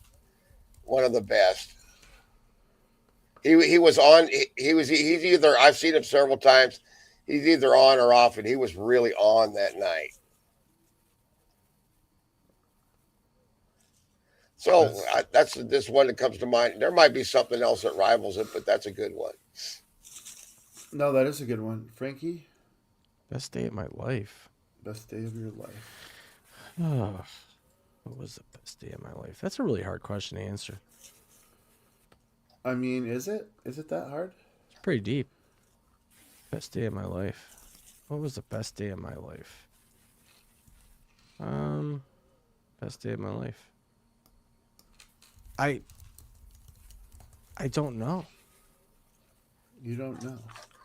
The best day of my life. Have you had any good days in your life? I've had great days in my life, but the best day, it's hard to answer because if you want to get technical, my life isn't over yet, so I don't know. There's the best are yet to come. I mean, I Yeah. feel like you're being a little bit of a jerk by going there. The best is yet to come. Yeah, right. See, that's pretty deep. If you think so. So neither one of you have a good answer, is what you're telling me. No, maybe it's just not a good question. I got an Great answer. question. It's a great question. Best day of my life was when I discovered Tim Hortons coffee Okay. back in 2003. Okay. In 2000, can you take us back to that fateful day? Well, I was in college, and I was working overnights in dispatch at a highway department, and I didn't drink coffee at that point, and someone went for a coffee run, and they gave me Tim Hortons coffee, and I drank it, and I'm an addict. Are they? Not familiar with that brand. I think they're based out of Canada, right? They're Canadian. Tim Horton played for the Buffalo Sabres. There's Tim Hortons all over Western New York. And there's no Tim Hortons where I live, but Tim Hortons are all over Western New York and Canada, obviously. Their coffee is like the best coffee ever. And I worked at Tim Hortons, so I know the secret ingredient and why it's so amazing. Can you share it? Yeah, they use heavy cream instead Heavy? of just half and half. Yep, they use heavy cream. Oh, nice. Heavy. That sounds good. It's fantastic. A large double stirred. That's how I order it. Well, here's what I would say if somebody asked me this question. And again, I did have the foresight of knowing that this was going to be asked, so Foreskin. I had time to think about it. I would say one of the best days of my life was September 3rd, 2011. And that was, I took a trip to Wisconsin with 3 gentlemen that I didn't really know very well, but they were all Pearl Jam fans, as was I. And it was pouring rain. We get there, and I'm like, I want to be in the front row because I think that Glenn Hansard is going to sing Falling Slowly with Eddie Vedder. And I just have a hunch that that's going to happen. We talked about it on the way up. And it's pouring rain, so I don't expect these guys that I don't know very well to get my back or anything like this. But they're like, yeah, we'll do it. So we all got to the very front row. We're leaning on the railing for like 6 hours. It poured rain on us, and Did you have depends on? that would have been nice. That would have been really nice. Because I still wouldn't have shit myself, but it would have been nice to have a backup. But anyway, musical artists come and go. Then Glenn Hansard comes out. Now, for those of you not familiar with Glenn Hansard, he was the star of a movie called Once that won an Oscar for Best Song. And the best song was a duet that he did with a female named Marketa Irglova. They broke up, and so he was solo. So I knew that somebody was going to be singing this song with Glenn Hansard, and I heard that Eddie Vedder had done it before. So I was like, these are two of my favorite artists together on one stage, playing one of my favorite songs together. I got to be in the front row. So I happen to be in the front row. Glenn comes out. I see Eddie Vedder walking around backstage. I'm like, it's magic. This is going to happen, guys. So then Glenn Hansard gets to the end of his set. Just him on a stage with his acoustic guitar, same one that was from the movie. It was all beat up and has holes all over it. He starts playing the intro to Falling Slowly, and Eddie Vedder is nowhere to be seen, but there's a microphone right there. And he goes, you know what? I think I'll just save this one for tomorrow. And the whole crowd's like, no! And he's like, all right, because that's the song that everybody wants to hear. It's the one he won the Oscar for. So then and for whatever reason, like the stars align at this moment, and he says, are there any girls in the audience that can sing? Any girls that know this song and can sing? And I'm standing there in the front row, and I just go, and he looks right at me, and he goes, can you do it? And I'm like, yes. He goes, look at me, guys. He goes, can you do it? And I'm like, yes. He goes, okay. The next thing I know, security's pulling me over the barricade and walking me all the way around the stage. And I'm like out of shape. So I'm like going as fast as I can and running up the stairs. And I get up there and I'm like, okay. And he just starts playing the song. But as I'm walking up there, he goes, all right, from the front row. I don't know his name. And he's like laughing because he's like, this fucking fat retard's not going to be able to do this. And I get up. He's like, I don't know his name, but he can do it. And the whole crowd's like laughing with him. And I get it. I mean, I get it. I watched the video. And I'm like, you're fucking laughing at me, bro. You're laughing at me. Then we get up there. Yeah, exactly. That's what it was like. And my friends are just like, they're shitting themselves. I kind of just met two of these guys. And one of the guys I knew a little bit. And they're just like, what just... that guy just got pulled. He's up. And then I'm up on the stage in front of like 30,000 people, right? And I'm like, yeah, whatever. And so... he's like starts playing the song, and then we start singing the song, and he looks at me and he's like, holy shit, this doesn't suck. Do a bit. Sing a little bit through the whole song. And well, I'll play the video at some point, but I didn't have it queued up. I didn't have it queued up for today. Huh. But it is on. It's called Falling Slowly Fan on YouTube, and it's pretty cool, man. I mean, it's pretty. It has all the stuff that I just mentioned. Him saying, is there any girls that can sing? And you see my hand. I mean, the person recording it's like 30 rows back, just in standing room only. It's outdoors, terrible weather. And you see this hand go up, and he looks right at me, and he's like, can you do it? And I do it. And he looks at me, and he says, at the end of the song, when we're finally finishing and wrapping up, he looks at me, and I'll never forget this. He goes, all the pain is gone, mate. When do we go on tour? And I just looked at him and I just started laughing. And he was like, what's your name? And I'm like, Damon. He goes, that's Damon, everyone. And that was a wrap. And I was like, I walked over, I gave him a huge hug, and I just walked off the stage because I was like, the last thing that I would want is somebody just being like, okay, we're best friends now. And I'm like hanging on my leg. I was just like, I'm going to respect the fact that you did that solid for me. And I'm just going to leave. Do you regret that? So, no, and I'm going to tell you why. immediately, well, yes and no. Let me finish through it. I'll tell you why. I'm going to answer your question right now. So later on that day, I'm hanging out with my buddies, just walking around the grounds, and there's a big stage and a little stage where Pearl Jam is going to play the big stage. The little stage is where we had this magical moment. There's like a walkway for the artists around the perimeter of the facility, and he's walking down there, and I go over to him and I go, "Hey," because it was just a little fence between us, and I was like, "Hey, thank you so much." He's like, "Oh my God!" He's like, "There you are." He's like, "You disappeared. I wanted to hang out," and I was like, "Oh no," Big dummy. because you know what that means for me, Frankie. I would have been hanging out with Glenn Hansard backstage, which means assuredly I would have met Eddie Vedder. I would have met all of Pearl Jam. And Chris Cornell was there, and he's gone now. I would have had the potential to meet all these people, but I don't regret it because I still feel like that was the baller thing to do. Was just be like, you know what? I appreciate the moment. I'm going to let you, I don't know what your post-show ritual is, but I really don't want to be bugged by people right after I finish a show, right? So I just did it. And the fact that took time out to like there's photos of this. He's like sitting there on the railing, and we're like actually engaging in a conversation after this event happened. And he was just like, he's like, I wasn't really expecting much. And he's like, that was kind of the first time that I'd ever done this, asked a fan to sing.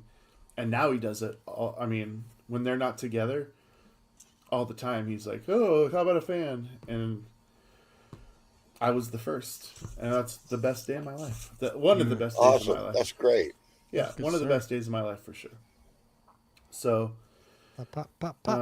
yeah, Glenn Hansard and Dames Marvs. And the video on YouTube is called Falling Slowly Fan. And it should come right up. It's got like 10,000 views, maybe.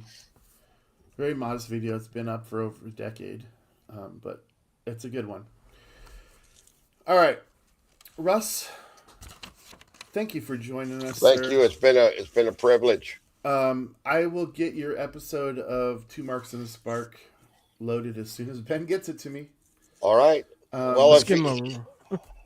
want me to call him up, no, he had to go back to work today. Just send him a message and say, I'll "Send say, the hey, fucking when episode." you get off work, get that to Dave's. Yeah, because I can get it put up, and then our lovely viewers can Right. engage on what you actually do. But I thank you so much for joining us. I hope that you come back. Yes, I will. Even if just to talk shit, or if you got new books you want to talk about, or anything in particular that you want to sell. Ladies and gentlemen, that's Uncle Russ. Right. Thank you, Uncle Russ. Yeah, thank you. We Adios. will talk to you soon. Gone. Are you taking him out or am I taking him out? Okay, thank you. I took him out. Finally, he's gone. Thank Oh, just goodness. Phew. Ho, ho, ho. All right. That was fun. That was a fun little segment with Uncle Russ. Thank you for joining. I'm like sure Uncle Russ. the show with Matthew Blevins on Wednesday will be very similar. He'll want to stay and talk shit with us, and he's hilarious. So really looking forward to that. If you've watched the show today, thank you. Make sure that you come back Wednesday. Frankie, let's get to business now. Let's get to business. I hate business. I know. It's not like paying bills business, but we got to talk about this. Oh, yeah. It sounds like someone's peeing.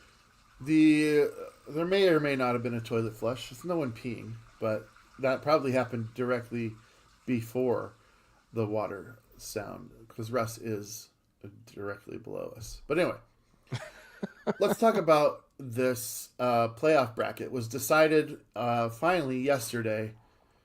We have the final look, and we got to start with the 1 seeds. We got Seattle in the West in the NFC, the Broncos of the West in the AFC with the 1 seeds. That means they don't play next weekend. Nope.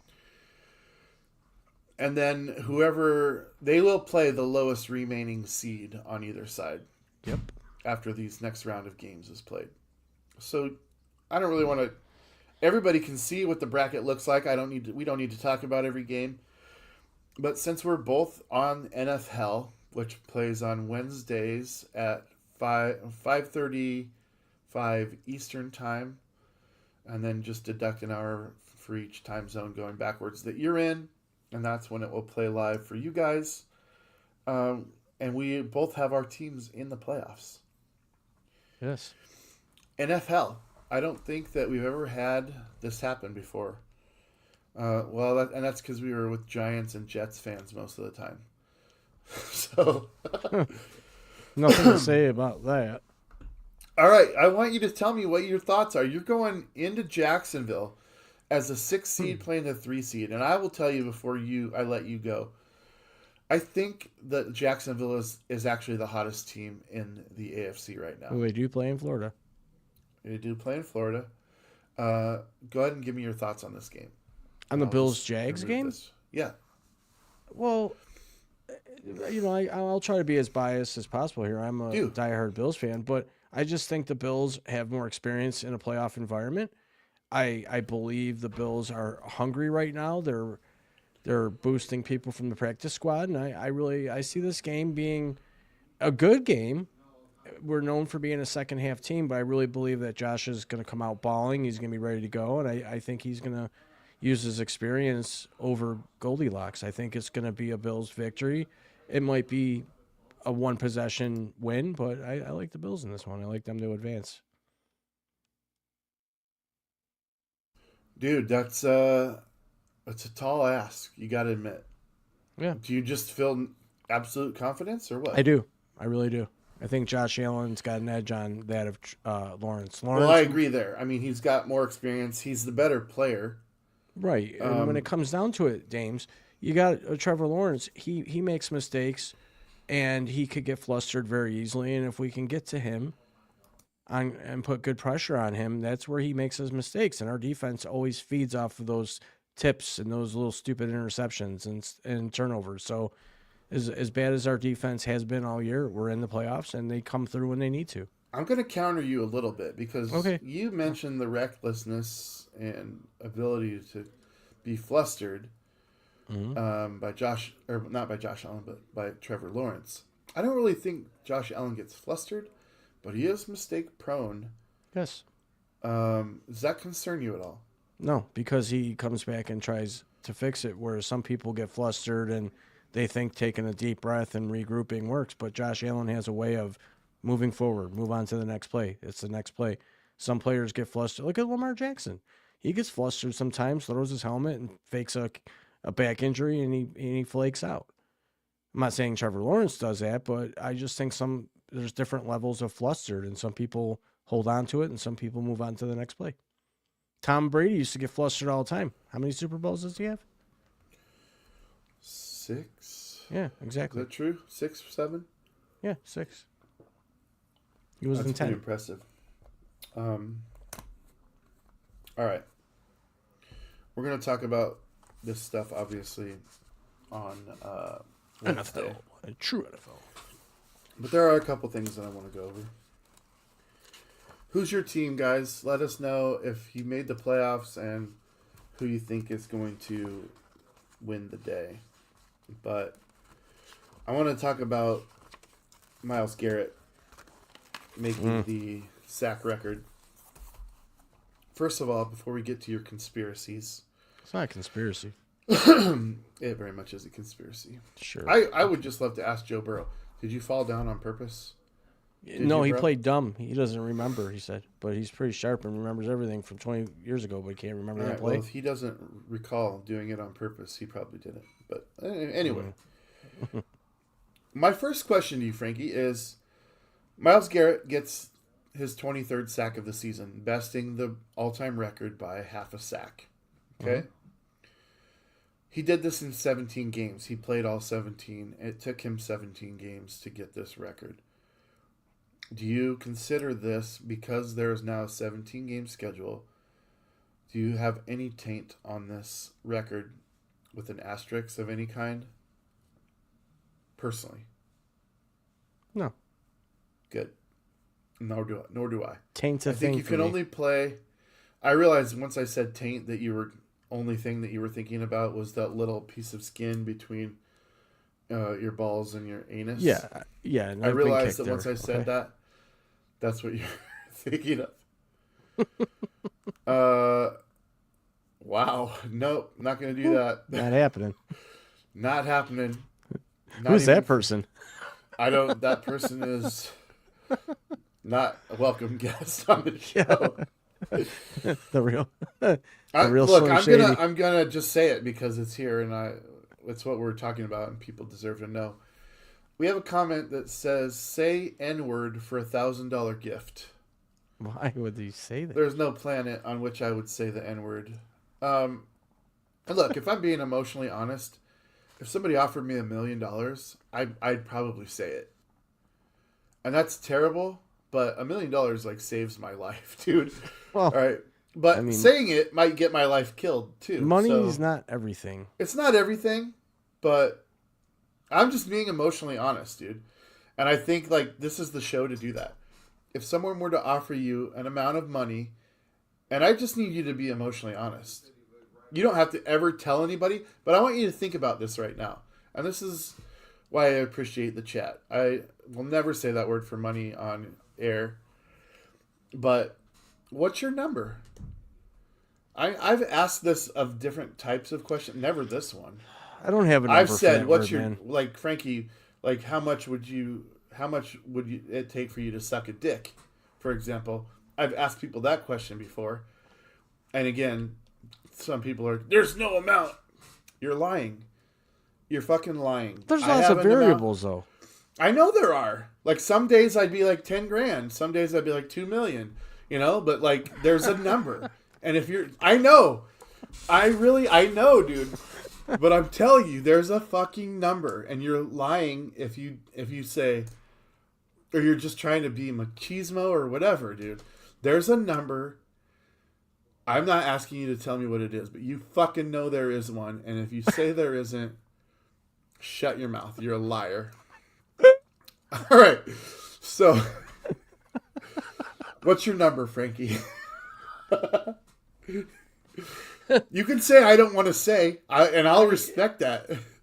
But Come but on, there's man, a that's number. There's a fucking number. Oh, God, I gotta think about this. There's a lot involved, man, with that question. Yeah, like is it go in my mouth? Like, do I have to finish?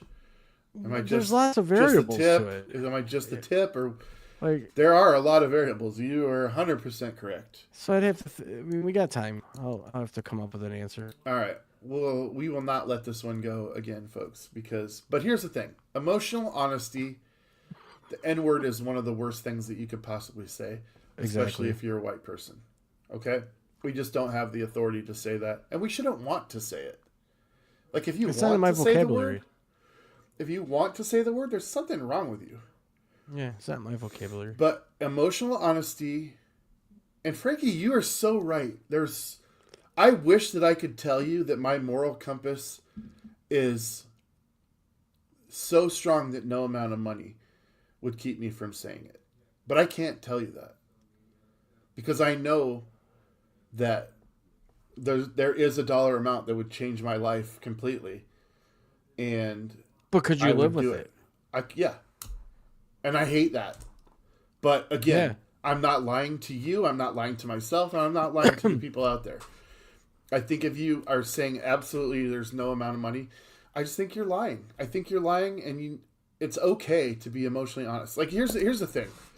You guys are going to see over the course of this show that I am against misogyny of any kind. But as a man, like I have misogyny like built into my mechanisms. Everyone's got a number, man. Right. And I'm just saying, like, if you just say there's no misogyny part of me, you're just being emotionally dishonest. Like it's just I never dishonest said to there say wasn't that. a number. I just said that's a hard question. No, I to know. answer. But I will respect you if you say I don't want to say what my number is, but there is one. Yeah. Probably. I mean, that to me is respectable. But if you're like there's no way, and you're not like a billionaire independently, Frankie, you can confirm that you're paycheck to paycheck guy. Well, Yeah. yeah, Like most of America.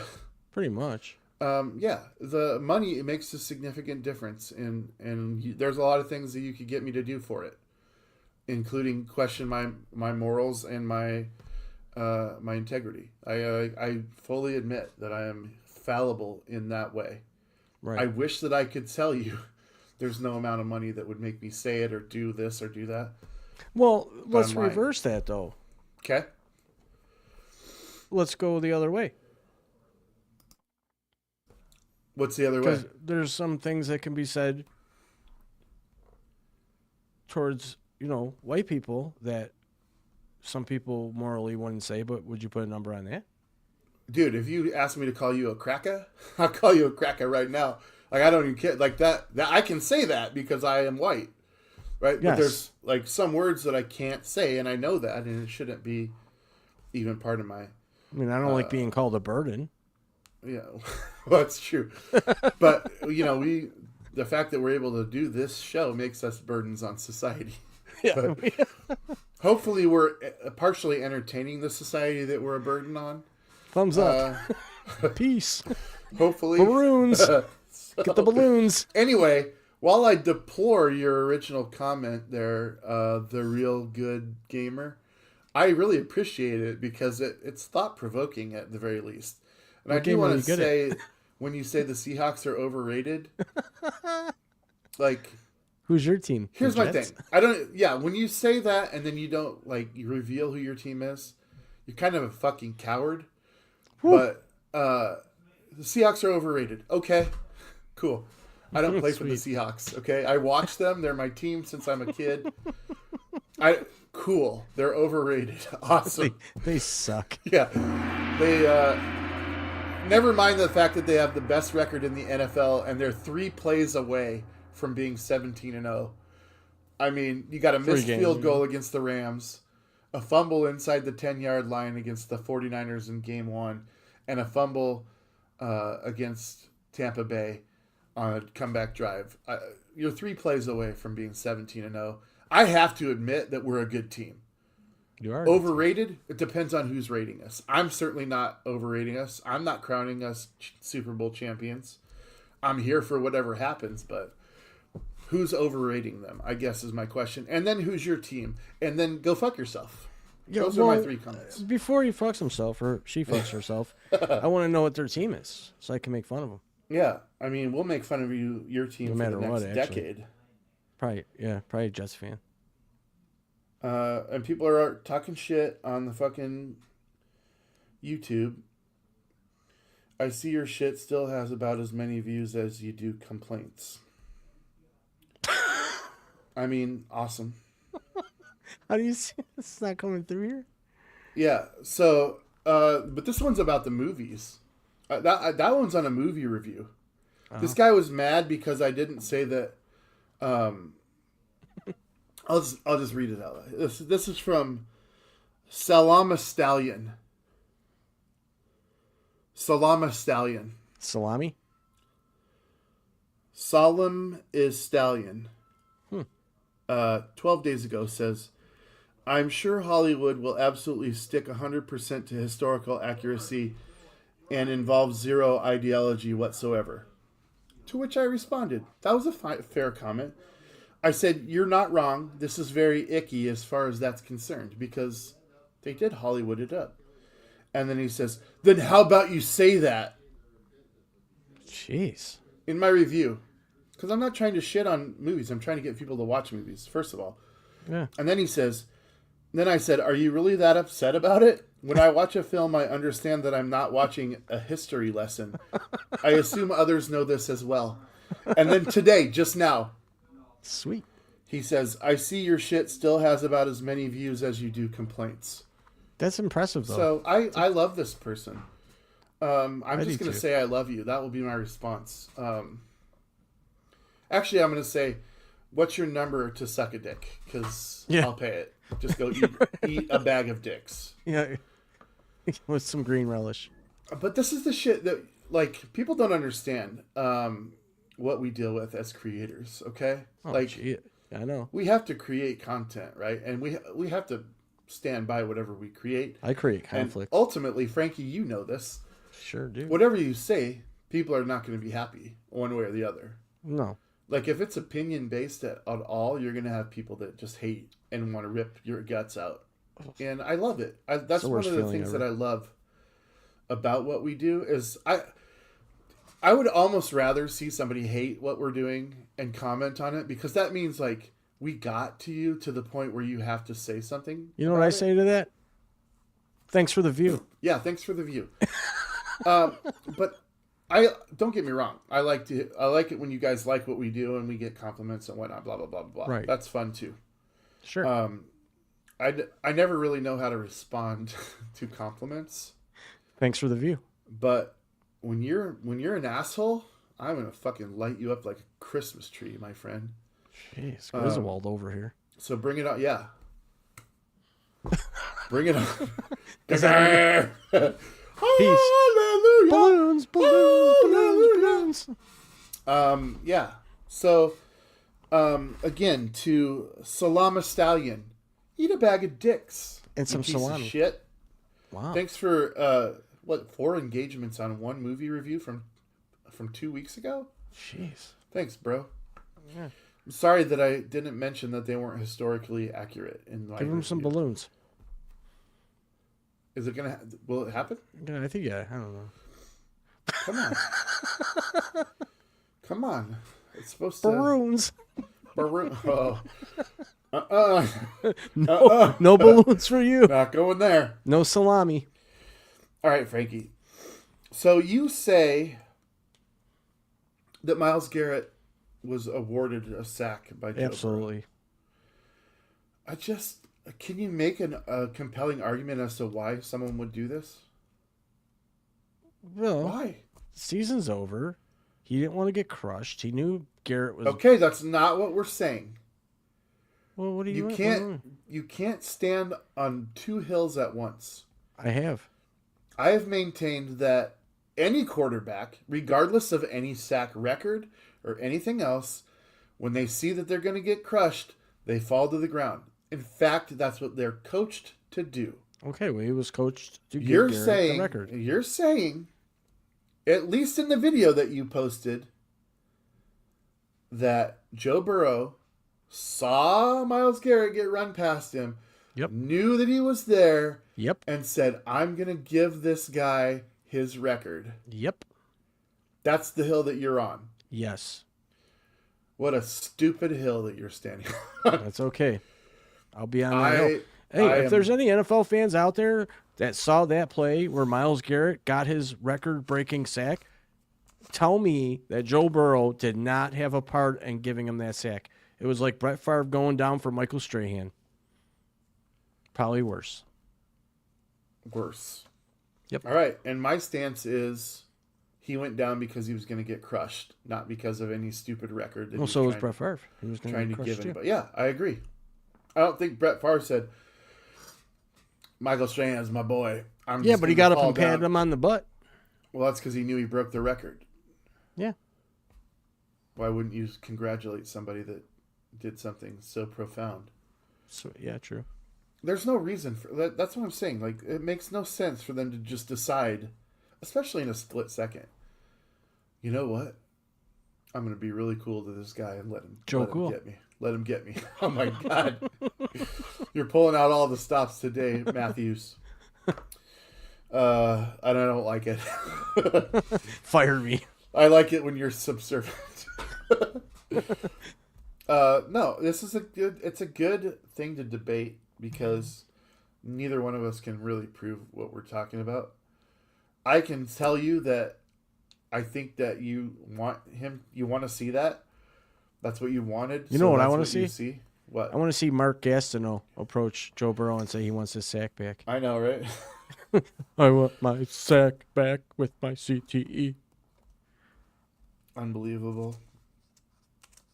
100 for those of you people. that are thinking that this sack record by Myles Garrett depletes what either Watt did or Strahan did, you're crazy. Strahan did this in 16 games. Watt did it in 15 games. Watt did have a 17-game season too. You bastard. to accumulate it, but it is what it is. Anyway, It happened. I want to pull up that bracket one more time, just so you can see it. You've got an intriguing game. The Bears play the Packers for the third time this season. Mm-hmm. They split, didn't they? Mm-hmm. Yeah, so this will be the deciding factor there. The 49ers and Eagles have had a rivalry as of lately. Yep.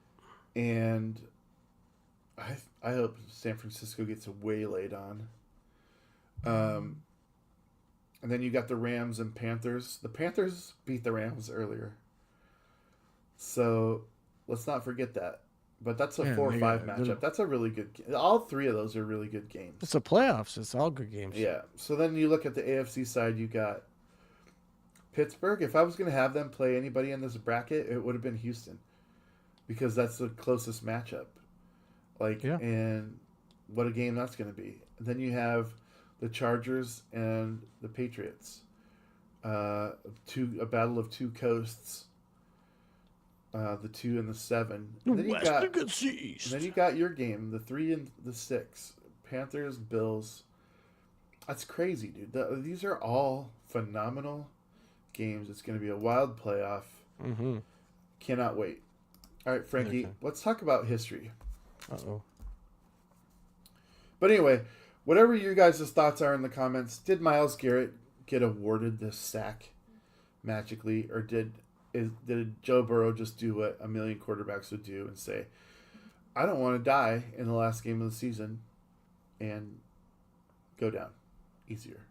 Well, what I can tell you is this. To all 101 people watching, when I opened my eyes this morning and I turned my TV on, NFL Network, Kyle Brandt, it just happened to be the very moment that he was talking about Joe Burrow giving up that sack to Myles Garrett. And to that, I'll say, cool. A lot of people have this deranged opinion that They got deranged syndrome now for sacks. That he gifted it. Well, he didn't wrap it, but he definitely put it in the box. I mean, just there's no the burden of proof is really on you guys.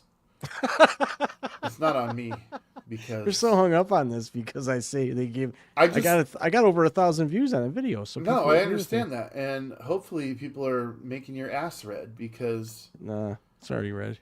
you don't have a leg to stand on. You have nothing that says why a player would do this. Put the video up. Put my video up. You have the capabilities. You pull I don't it want up. to. Well, fine, I will. Fine, do it. I gotta figure Do it it. out. Go ahead. Okay, Go so ahead, go ahead. do it. Fine, ahead, do man. it. Do it, Go man. ahead. I'm gonna try. All right, I want to remind everybody Matthew Blevins is going to be on the show Wednesday, noon Central Time, Monday, Wednesday, Friday. Friday's guest is up in the air. I have an idea, some people that have asked and they're looking into it. If I can get this person, wow, that Friday will be the show of all shows. But I want to thank Uncle Russ. Are you pulling it up? Because I'm giving you time right now. I'm trying to figure it out. Uncle Russ is on today's show. He was great. He will be probably a regular guest just because he's the only way that Frankie ever gets verification or validation. Yep. I like Russ. So, and I kind of knew that he would like Russ right away. So yeah. Other guests we have coming up this month that are booked. We've got Uncle Russ's partner in crime on Two Marks and a Spark. Okay, Ben you ready? Shrewsbury. I got the video. You ready? Yeah, go ahead. Okay, here's a video, folks, of Here Joe it is. Burrow giving up the sack. And it won't play. That's Patrick Mahomes. Oh, yeah, wrong video. Yeah, whoops. I pulled the wrong one up. Hang on. Patience. Patience. He just wanted you guys to see Patrick Mahomes' butt real quick. No, that was another video I got a lot of views on. Here we go. All right, you ready? Whoop. I don't know if it's going to play, though. How do I get it to play? Son of a gun. I'm going to have to do a screen share. Give me a moment, folks. James, continue on. I'll figure this All right. out. As I was saying. January. Booking up fast, guys. Booking up fast. But if you want to be on the show, we want you on the show. We need you on this show. We need some action. We got Michael Callio on the 16th, Friday. Oh, cool. He's a Hollywood director, friend of mine. Great guy. Ben Shrewsbury on the 19th.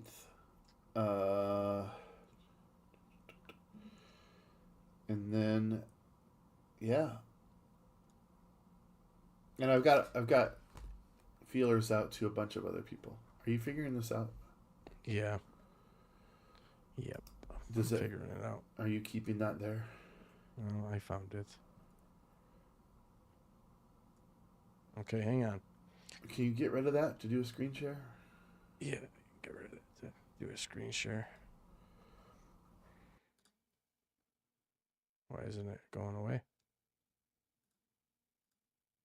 Did we freeze?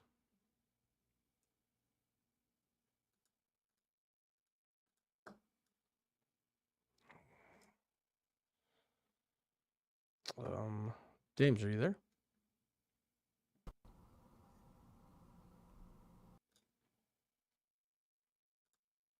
Won't go away.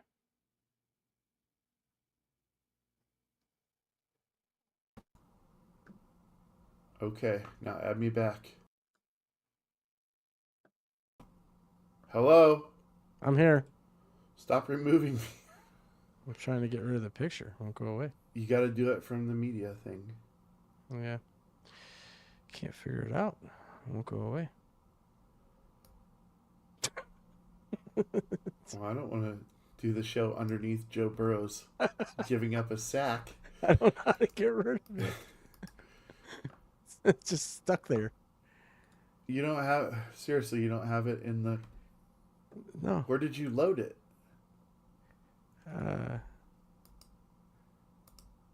There we go. Did you get it? I saved your life. Thank you very much. Okay, now I'm going to share the screen. Oh, now we're going to fuck it up even more. All right, go No, ahead. this one Go I know ahead. what I'm doing. So tell people what they're looking, what are we looking for? Don't just show it because it's really fast. It is really fast. And what it's going to show you is... No, don't bias it. Say, just tell them what they're looking at. They're looking at Joe Burrow giving up a sack. Okay? Fine. You ready? Fine.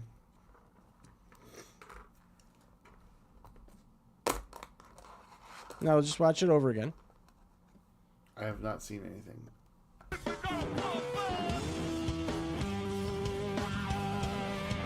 It'll start over here in a second. After they're done celebrating.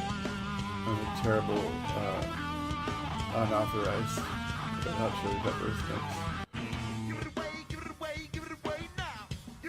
Come on. So, that was not Did you? He gave it away. Perfect song too. Yeah, okay. Can we talk about history? Yes. All right. This is how, I don't know that this is how every show is going to come down to the ending, but I found some cool things that I want to talk about. Some I'm going to go into depth on, and some I'm going to leave you hanging a little bit. So be aware of that. All right. On this day, in the year 269, Felix the First begins his reign as Catholic Pope. Say no to Pope. Felix the First. I do know gobs of information about Felix the First, but I don't think anyone gives a shit.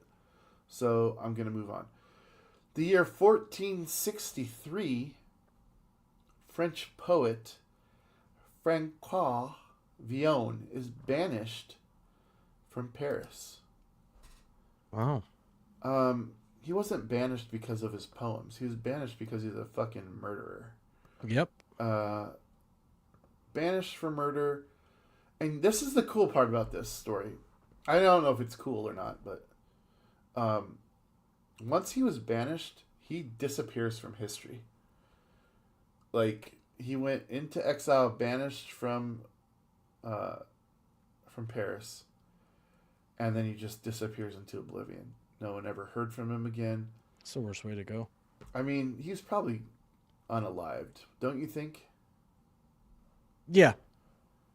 Yes. And I look, when you think about poets, people that are poets that write poems, you think of like docile people, really. Like they're not like. Not necessarily. Some of them are dark and crazy. I took You know poetry who was? in college. Francois Villon. Yeah, I know. He definitely, I think you were named after him, weren't you, Frankie? maybe.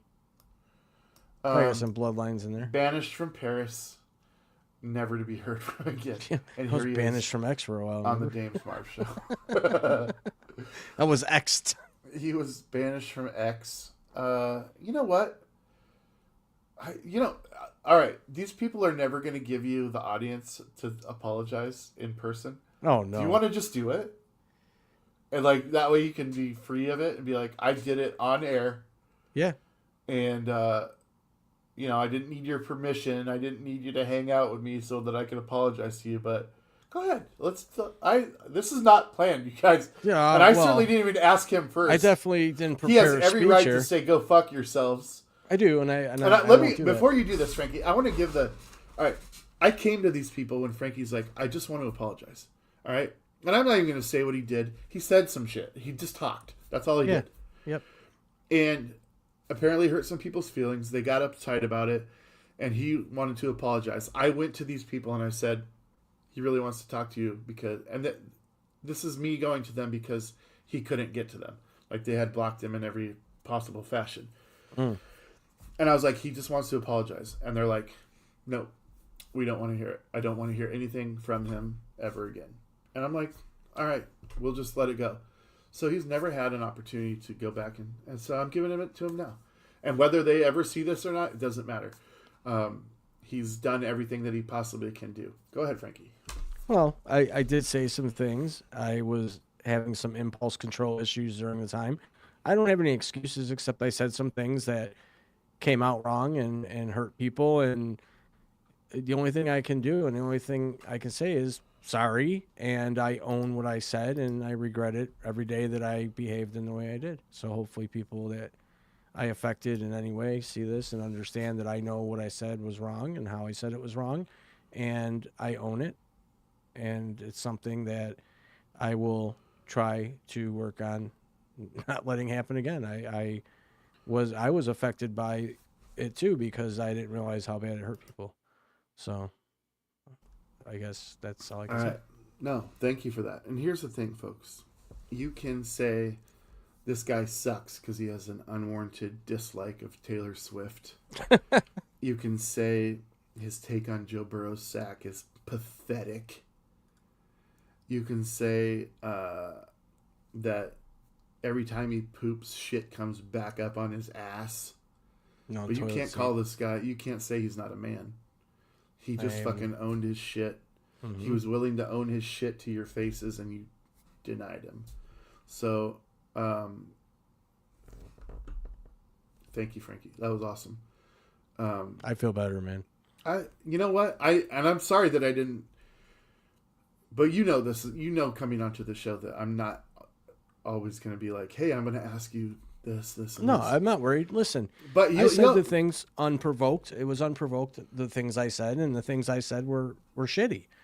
I don't deny anything I said. I regret what I said, but all I can do is own it, move forward, and be a better person. And that's what I said earlier in the show about New Year's resolutions. Be a better person. I love it. So my New Year's resolution is to trim my beard. I did that last night. So that you did. You totally, and you shaved your head. I did. I'm gonna do all the maintenance after this show. I should have done it beforehand, but there's just too much. There was too much Manscaped. going on. Well, that's all. I'm not ever gonna show that on. Well, I can't say never. If I know that we're coming off the air, I might go full on balls. Dirty words. I might put my balls draped over the camera at some point. But what's that? 10 times Zoom. So, all right. Anyway, that was an interruption right in the middle of our history That's lesson. okay. 1781, you guys. British naval expedition. This one I do want to talk a little bit about. A long time ago. The British naval expedition was led by Benedict Arnold, and he burns Richmond, Virginia to the ground. Okay, you guys have heard of Benedict Arnold, I assume.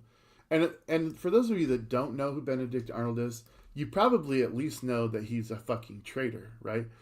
Because we've all been on the playground one day or the other when we're like, whatever, Benedict Arnold, when someone tells Bill and on Ted's us. Excellent Adventure. There you go. When someone tells on us. So I want to talk to you guys about the British raid on Richmond led by Benedict Arnold in 1781. It was early January 1781, during the final phases of the American Revolutionary War. Benedict Arnold, now a brigadier general in the British Army after defecting from the American side, he was tasked with leading a British campaign into Virginia to disrupt Patriot resources and basically just weaken American forces. So he sailed his force of roughly, I think, 1,800 troops up the James River, raiding plantations, small settlements, and military supplies along the way as part of a broader strategy to undermine Virginia's role in supporting continental armies. On January 5th, 1781, Arnold's troops reached Richmond, Virginia, which had recently become Virginia's capital. They only had about 200 militiamen there to defend it, and so Richmond fell easily to the British. Okay, Governor Thomas Jefferson, maybe you've heard of him, and other officials evacuated as American militias scattered throughout the lands. And once in control, Arnold demanded that Jefferson turn over tobacco and military stores to him. That was Virginia's primary economic and logistical asset at the time, was tobacco. And Jefferson said, "Fuck you," in response. And in response to that response, Arnold ordered significant portions of Richmond, Virginia to be burned and looted, including public buildings, private homes, nearby cannon foundry, which inflicted both strategic and symbolic damage to the area. Arnold's forces occupied the city before withdrawing downriver, continuing their ravaging of those territories. Terrible. But you know what's awesome? He wouldn't have really been considered a terrorist, but he was a traitor because he started out on the American side. And what I want to tell you about Benedict Arnold is he didn't die right away. All right, he actually went back to London.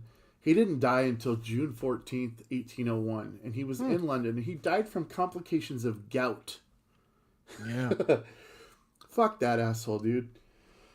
He died of gout and edema, which is fluid retention, after a brief fever. He was 60 years old. He was buried without military honors.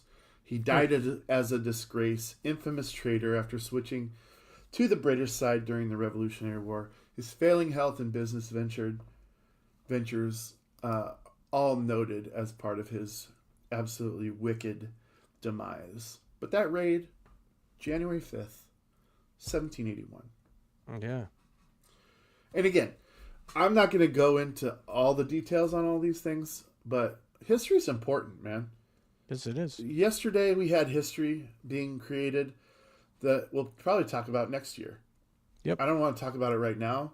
Nope. If the guest was relevant or Frankie wanted to talk about it, we could talk about it, but I don't know. Like, there's more important pieces of history than what's going on.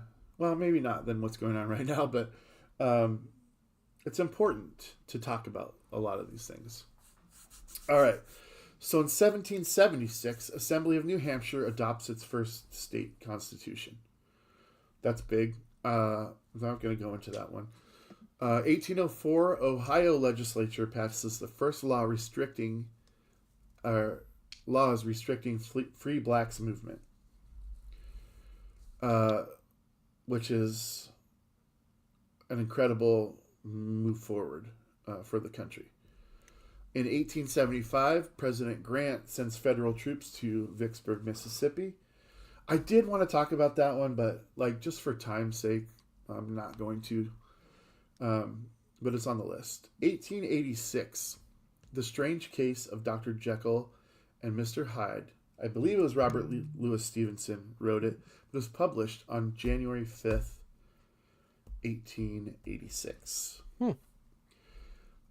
This is a big one, and I will talk a little bit about this. In 1914, Henry Ford, owner of the Henry Ford Motor Company, announces a $5 workday. Okay? Jeez. That was 1914. Feels like my current income. Right. 1914. And I want to be clear, it's not $5 an hour, because the federal minimum wage in a lot of states is only $7.25. Actually, yeah, it's $7.25. On average, 7.25. Yep. But the states, well, the federal is $7.25. Period. All states are different, though. The states can implement their own. Yes. Yep. But prior to Henry Ford deciding this on January 5th, 1914, they were working 9-hour days Jeez. at the Henry Ford Motor Company Not too for bad. $2.40 a day. So he took an hour off of their time there, and he gave them more than double the wage. And I don't think you'll ever see another wealthy person make a decision like that. Do you? Probably not. They say that millionaires and billionaires don't make money; they take money. God bless you. Hey, at least I got my mic muted before I Are you sneezed. allergic to reality? I am. I'm allergic to talking about work. To anyone out there listening, please, thanks for being here, but make sure to like and share the show if you're watching. We'd appreciate it. Yes, please. Please. Especially during this most important segment that we Please, Eddie. Save me, Eddie. Please. Sorry. I don't know. I didn't mean to try and one up your impression. Motorboating over here.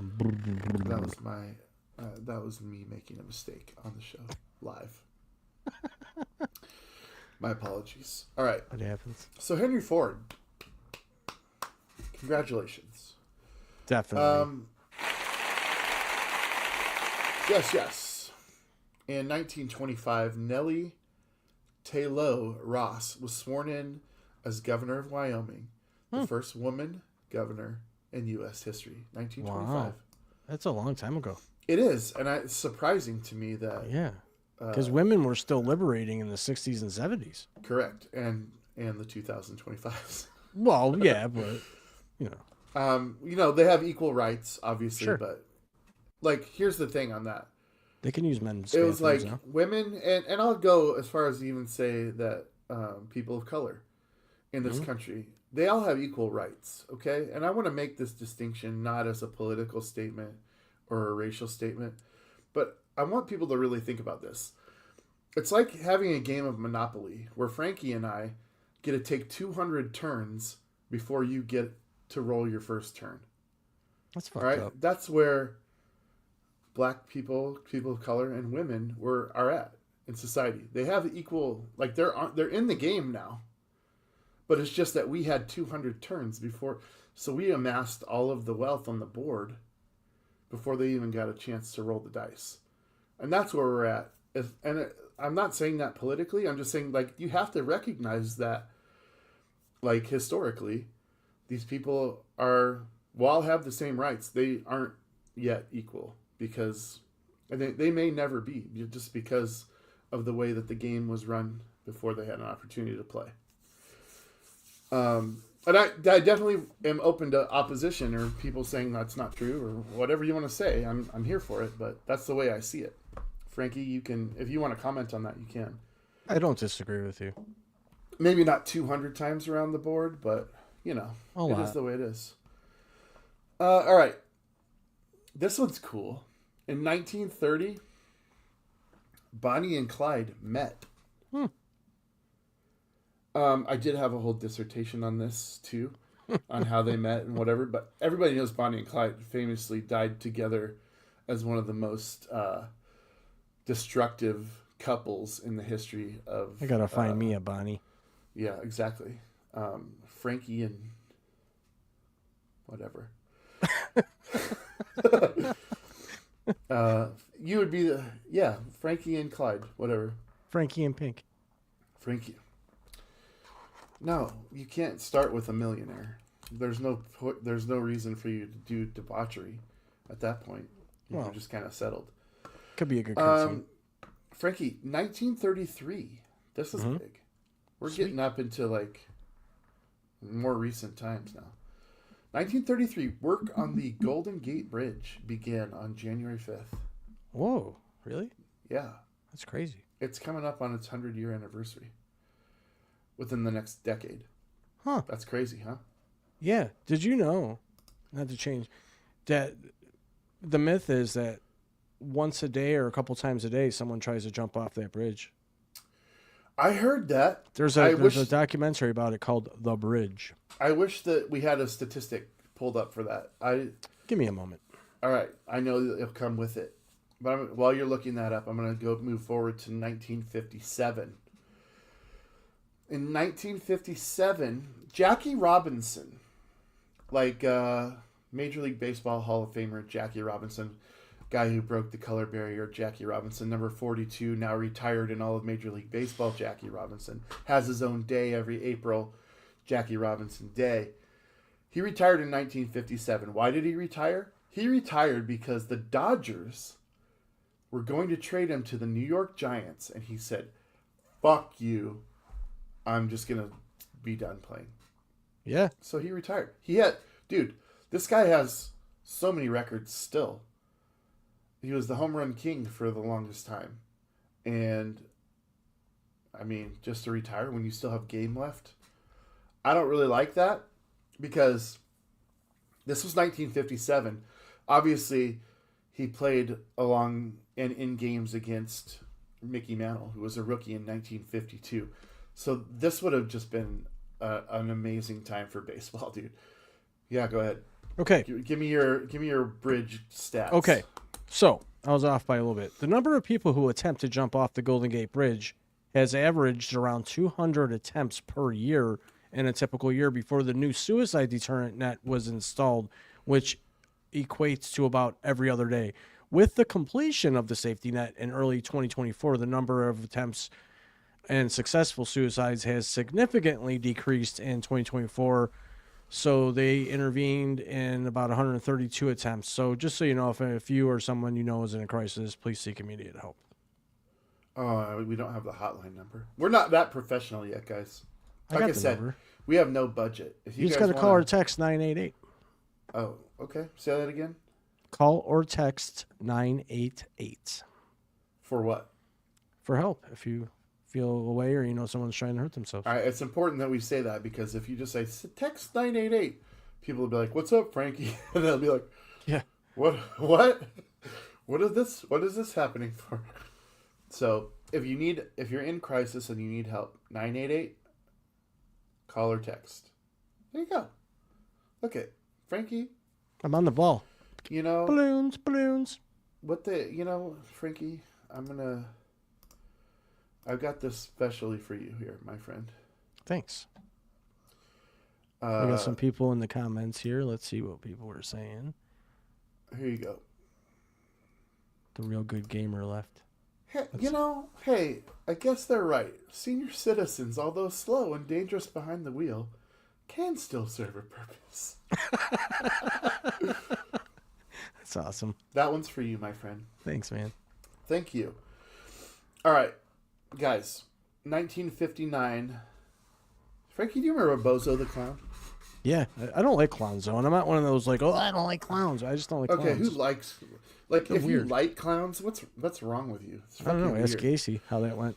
Bozo the Clown, I remember watching him on TV when it was like 5 in the morning. Bozo the Clown. He would be on TV at like 5 in the Now I morning. know what your deal is. He premiered on television on January 5th, 1959. Really? Yeah. January 5th is a big day. It is. You know what else happened on that exact day? Don't tell me. I have to because the show needs it. Okay. Just remember. The same day that Bozo the Clown aired on television, in 1959, January 5th, Buddy Holly released his last single. The last single he released was called It Doesn't Matter, and 29 days later, he died in a plane crash. Jeez. That's nuts, right? That's crazy nuts. And you had the Big Bopper and Richie Valens. Richie Valens. Yeah.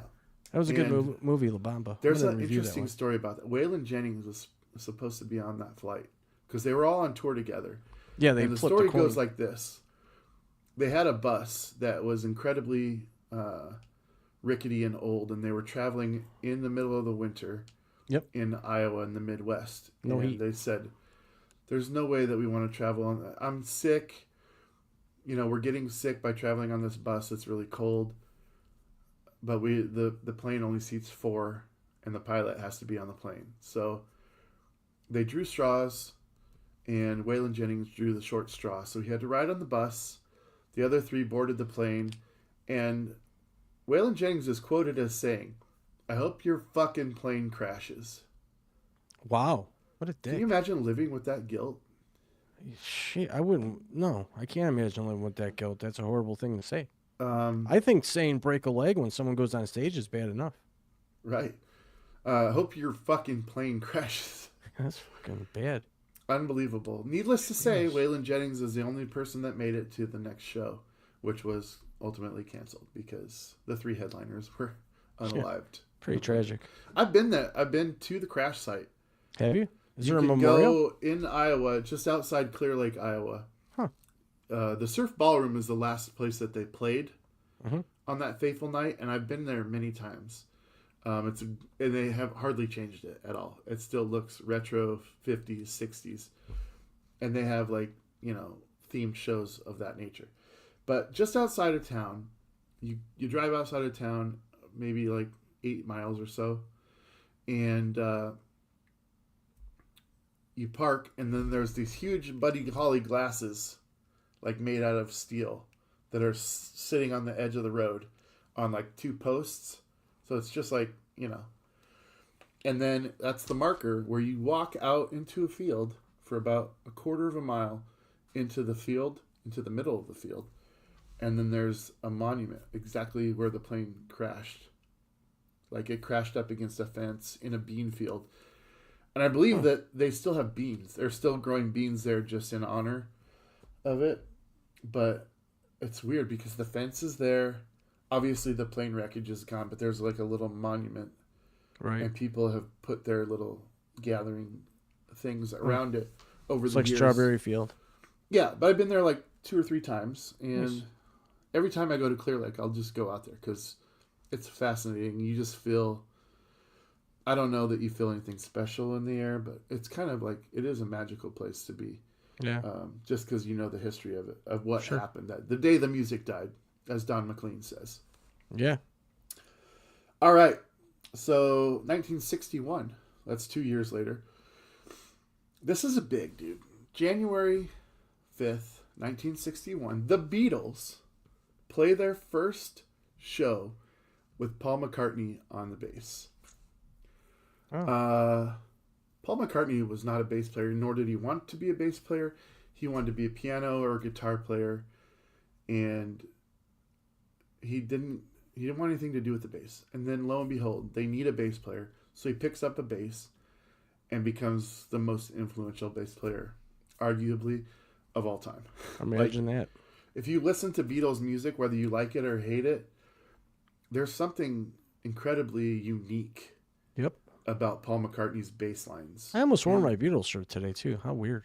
That is weird. And to think of him not even wanting to be a bass player and then just picking up the instrument because that's what the band needed and then Yeah. being like I said. So the Beatles didn't start with McCartney on bass. That's what I'm trying to tell you. Stuart Sutcliffe was the original bass player during the earliest Hamburg days in 1960 and 61. He played bass until he left the group in July of 61 to focus on his art career. Oh, what an idiot. Happens. Although, with Sutcliffe, the Beatles don't have McCartney, and they probably don't become the Beatles, all right? They probably don't get to that level of success without McCartney. So, it's not like he left the band like in the middle of their superpower. Shortly after his departure and after a brief stint with a stand-in bassist named Chaz Newby, the band needed someone to fill in the low-end role. That's when McCartney switched from guitar to bass, making his debut as the group's permanent bass player. Nice. And that gig happened at Litherland Town Hall, January 5th, 1961. Nice. Yeah, Sweet. pretty cool. 1969, Creedence Clearwater releases their second album, Bayou Country. Good concert. I think in 1970, Creedence released 3 albums, and they were all absolute bangers. I can't imagine a band releasing 3 albums in 1 year today. And in fact, the bulk of Creedence's hits that you hear and know that are on their greatest hits album came from 1 year. That's nuts, dude. It's a lot. Frankie, you ever watch soap operas on TV? Okay. I'm going to say no, but years and years and years ago, my first love, she was hooked on General Hospital, and I got hooked on that. That was in the early 2000s, but then Sunny, was that the name? I don't know. Somebody died off on the show, and I lost interest after that. So your answer is yes. You used to watch soap I have, operas. but not. I'm not a hardcore. Do you know that soap opera guy. that Kelly Ripa from the Good Morning America show started on All My Children? Yeah, I knew There's that. a character named Haley Yeah, I did know that she was a soap in the opera 90s. actress. Yep. Well, 1970, Frank. 70. Man, Holy shit. before I was born. That's 55 years ago. It's a long time. All My Children premiered Really? on ABC on January 5th. I wonder how all the children are doing now. Well, I did watch it. I mean, I watched it for maybe a year and a half. And that was during the Janet from Another Planet, Trevor, Haley, that whole thing, Seem Stewart. to know a lot about soap Yeah, operas. I mean, look, I know a lot about a lot of shit. It doesn't make me intelligent. It doesn't make me anything. But I'm happy to share some of that. Oh, here's the puppy. Guys, send us pictures of your puppies and your kitties.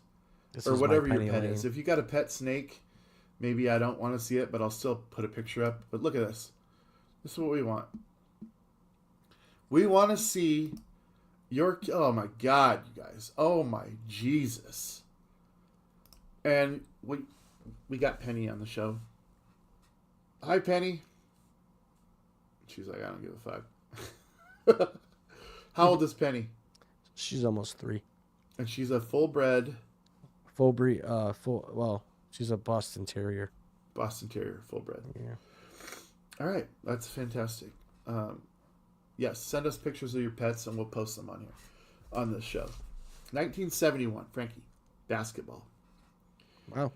The Harlem Globetrotters lost a game to the New Jersey Reds. They lost this game 100-99 Shit, is that on fixed? January 5th. Why am I bringing that up?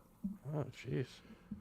Because the Harlem Globetrotters lost that game after a win streak of 2,495 games in a row. Now they play the Washington Nationals. That's the largest win streak in the history of basketball. Yeah, but that's all staged. They lost. That must have been a gimmick for that night. Okay, it's like Roman Reigns winning, being a champion for 3 straight years in WWE. True. Even if it was staged, it still came to an end, and it was a big deal. That happened. But really, how do you lose a basketball game by 1 point? It never happens. Maybe it wasn't meant to happen. Maybe there's maybe they magnets in weren't the supposed balls. to lose. There's magnets in the balls. Oh my God. There's magnets in your head. 1972, Nixon signs a bill for a manned space shuttle. That's pretty cool. That's pretty sweet. A lot of people don't like Nixon. I'm not a really... I can't say a yay or lover nay. I of wasn't Nixon. alive. But in Nixonian lore, one of the cool things he did was sign this bill for a manned space shuttle. 1973, Bruce Springsteen, the boss, releases Welcome to Asbury Park, New Jersey, his debut album on Columbia, but also his debut album, period, 1973. Bruce Springsteen is now a major player in music. And there's actually a movie on him. Yeah, I got to see that Came out movie this still. year. It's pretty good. It follows the time shortly after this, where he released The River, and then there's an album called Nebraska, which is what the film is focused on. So if you're going to watch that movie or you have seen it, don't expect it to cover the entirety of Bruce Springsteen's career. It's just a little part of his life after he was already famous and before Born in the USA came out. So I did just watch that Bob Dylan movie. did you like it? Yeah, it was all right. So okay, let's shift a little bit away from it. There's only a few items left, but let's shift a little bit away from it. Frankie has started watching movies, guys. As you know, I have reviewed movies for the last 2 years, and I will continue to review movies, and we'll talk about a lot of them here, especially as Frankie is now engaged in doing such. And Frankie, do you mind if I'm not even going to ask you. I don't care if we care or not. I'm going to read you some of Frankie's reviews, guys. Is that all right, Frankie? What? If I read them, some of your reviews. No, go ahead. That's why they're there. All right. There's a movie that Frankie reviewed called Juror Number 2. All right. That was from 2024. Great It movie. was a Clint Eastwood directed film. Frankie gives it 4 stars. And he says, good story that is totally messed up. The prosecutor, played by Toni Collette, was sexy and badass. End review. I mean, short and to the point. She is sexy. Siskel and Ebert are both rolling in their graves. They're probably like, man, where was this guy when we were sucking They're like, it up? this is fucking profound, dude. Okay, there's another one from 2012 called The Iceman.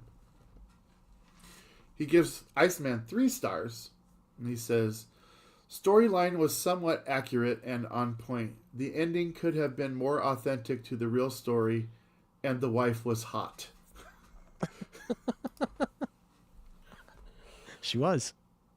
I don't know if this is a slap in the face to what I do, but I like it. I actually okay. For those of you that want to see Frankie's reviews or mine, we're on an app or a website called Letterboxd. Oh, we should have had that hashtag pulled up. 'Cause I it's have it. spelled What's weird. it called? Letterboxd. Letterboxd. B-O-X-D, right? B-O-X-D. Find this online. I'm under there as Caraveras. He's under there as Raw Live, and you can see my hundreds of reviews. And Frankie's getting pretty good at it. But his reviews, if you just want to chuckle at something and not really get information about anything pertaining to the film, other than who's hot, Yeah. there God, you go. who's hot. You can check out Frankie's reviews, but I love hot women. don't expect to get a lot of quality insight. That's how I'm going to find my next woman. Letterboxd. Yeah, I mean, it is what it is. I think it's lovely, Frankie. It really is. I'm glad that you are on Letterboxd, and please follow us both on there because every movie that we watch will be on there. Dirty Whether Dancing whether is we next. talk about it, whether we talk about it on here or not, it will be on there. So I'm glad we got to that. Stay tuned for my review of Dirty Dancing, which is my favorite movie, hands down. All right, let's talk about 1981. 81. Peter Sutcliffe confesses that he's the Yorkshire Ripper and that he killed 13 women. Are you familiar? I know that you're a big true crime junkie. Yeah, I've heard about this, but I don't think I think there's a story behind it that wasn't confirmed. Well, it's his word against Correct. 13 dead women who can't say anything. Well, it's like the Iceman claims he killed over 100 people, and there's no proof of that. Yeah. Okay. We missed a couple comments. Deb says that she's eaten kangaroo, crocodile, turtle, and bison, and that she likes all of them. She's wondering what my deal is today. I mean, You can literally post that any time of day, any show, and it will be valid. Because no one ever knows what's going on with you. No, I don't even know what's going on with me sometimes. Right. I don't think some cool. doctors That's just cool. tell me shit. Yeah. What other That's comments cool. do we have here we haven't caught up on? I think. Well, Jennifer says hi. Hi, Jennifer. Hi, Jennifer. We had the racism one. We had. We've had it all. We've had it all. A little bit, dude. I'm really happy with how much you guys have interacted, and I look forward to shows moving forward. Yep. All right, this one I wanted to give more, but I'm looking at the time. We're coming in on 3 hours, so I'm just gonna get these last two out of the way, and then we'll get ready to close up shop. But 1993, and I remember this because I lived there in 1993. This was when Pearl Jam and Nirvana and Seattle was at its peak musically, like around 1993. Like it started in 91, and then all the albums came out in 1993. Was just, I was in high school. Washington State executes Wesley Allen Dodd Yeah. by hanging him. Yep. That was the first legal hanging in America since 1965. I was a sophomore. And it's like execution in general is nothing to be taken lightly, but execution by hanging is... It's the way they should do it. Okay, speak freely, Frankie. I'm gonna let you roll here. Roll your own stogie. Well, sir. let me say this, okay? And if anybody out there disagrees with me on this, by all means, drop a comment. When they give somebody a lethal injection, why do they use an alcohol rub swab to clean the area where they're going to put the needle? They're killing them anyways. What a waste of an alcohol swab. That's taxpayer alcohol swab. Yeah. By the way, stupid. Let's give them the most humane way of dying, even though they did horrific things to get into that. I say they get in the gas chamber and have to suffer for a while. They get hung, they get shooting squad, or they get caned. So this is interesting. You're pro corporal punishment. You're pro. Yes. Okay, I'm vehemently against it. That's interesting. I'm not looking at you any differently. Mano y mano. If you kill somebody, you should be killed. You were a piece of shit before this statement, and you're still a piece of shit.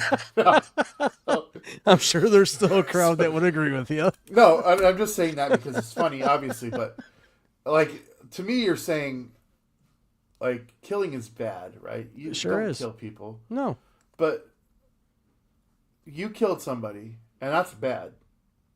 So now we're gonna kill you, but it's not bad when we kill you because blah blah blah blah blah. Okay, nothing else matters. Either killing is wrong or it's not.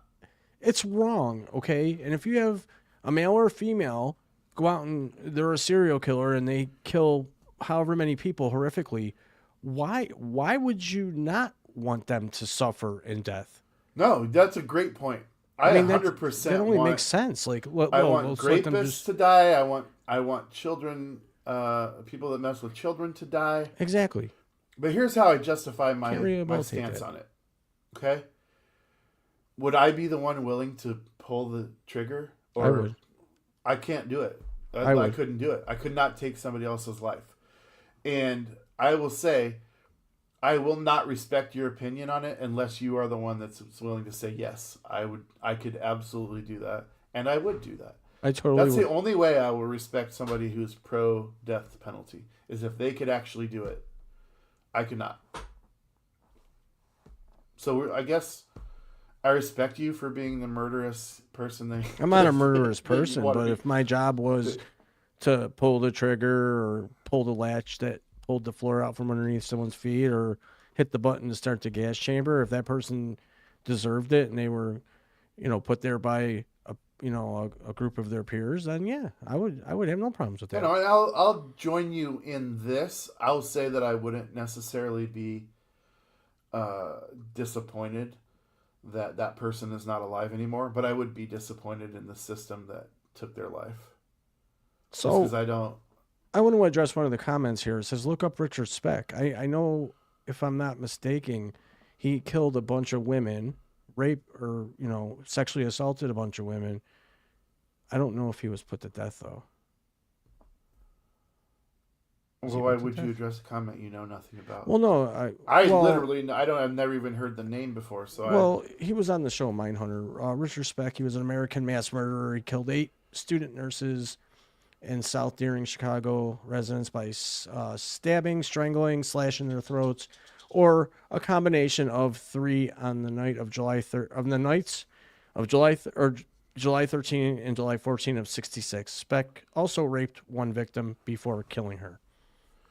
yeah, I'm glad he's dead. Yeah. I mean, here's the thing. Like, I'm glad that he's not alive anymore, but I want no part of why. You know what I mean? Like, let's say I put him in prison and someone unalives him in prison. I'm just like, okay, cool. Well, he was sentenced to death, but it was commuted to a 400 to 1,200 year imprisonment. 400 years? Come on. Why give someone 400 years? Just put him to death. What? Any number of years to me as a criminal is better than being killed. What? If I get So what are you life in talking prison, I'd rather die. So, I mean, that's you, though. Yeah, it's me. I'm not speaking on anybody else's behalf, but if I get for even 40 years, depending on my age and my medical condition, if I get put in prison right now for 40 years, I'm killing myself. Like, this is interesting, and I don't want anybody to get hot in the comments or No, watching, don't do that. because opinions are Just crazy. that. Neither Frankie and I have any say in whether somebody gets killed in prison, outside of prison, by the government or not. We just have our personal takes, and like, Sure. I will take him to the task on all the things that I disagree with him with, and I would expect that he does the same to me. And then whoever's watching, you can decide where you're at and how much you hate Frankie after that. Well, let me ask you this. You know, if you have a guy that's sexually assaulting women and strangling them to death, why should that person get off easy by a lethal injection where they just fall asleep? I mean, to me, yeah, they're being put to death before they naturally die, but why let them off so easy? That's where that's my debate on that whole thing. So you're like not only am I for national, death capital punishment, yeah, I want it to be the most brutal way possible. I want them to suffer the way they made others suffer. Wow. And not only do the people they killed suffer, but the family members, friends, and colleagues of these people suffer long term. So they need to be put to death in a barbaric way, for sure.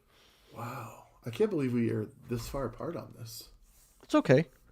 No, it is okay. There's nothing wrong with like not being on the same page with certain things. You have your beliefs. Totally. I have I'm mine. totally okay with my co-host being a monster. It's fine. Monster Jam over here. It's totally fine. Totally okay with that. I think we're getting to the 3-hour mark here. Like, look at the time. Yeah, I think it's time for me to go now. Guys, this was a fast 3 hours. This was so much fun, dude. This is not the end of the conversation on capital punishment. What I do want to remind everybody about, this is the first episode ever. It's going to be available on YouTube. Everywhere we'll be posting clips, I'm sure, on both Raw Live Productions and Lock 22 Productions. Different clips. Like, we're not even going to discuss what clips we put up for each other, whatever. But we would really love it if you would subscribe to all channels. Please. All social media. If you want to be on the show, we'd love to have you on the show. We're just getting started. And Wednesday, tune in Wednesday at noon, Matthew Blevins, the comedian from Nashville, will be on this program. I'm Dames Marvs, the Dames Marvs Show, for Frankie J. This has been a Lock 22 production in conjunction with, look up in the corner there, Raw Live Studios. That's where we host this bad boy. Without Frankie J, the show ain't possible. He is the owner and proprietor of the studio that we make this show in. So if you like the show, please show us support by liking, commenting, subscribing, sharing the content, tuning into the other shows. Frankie J, anything that you want to say before you go? Thanks for all 114 people watching live, wherever you may be watching, Facebook, YouTube, Instagram, or Twitter. We appreciate your support, and we will see you all next time. Hot damn. See you Wednesday.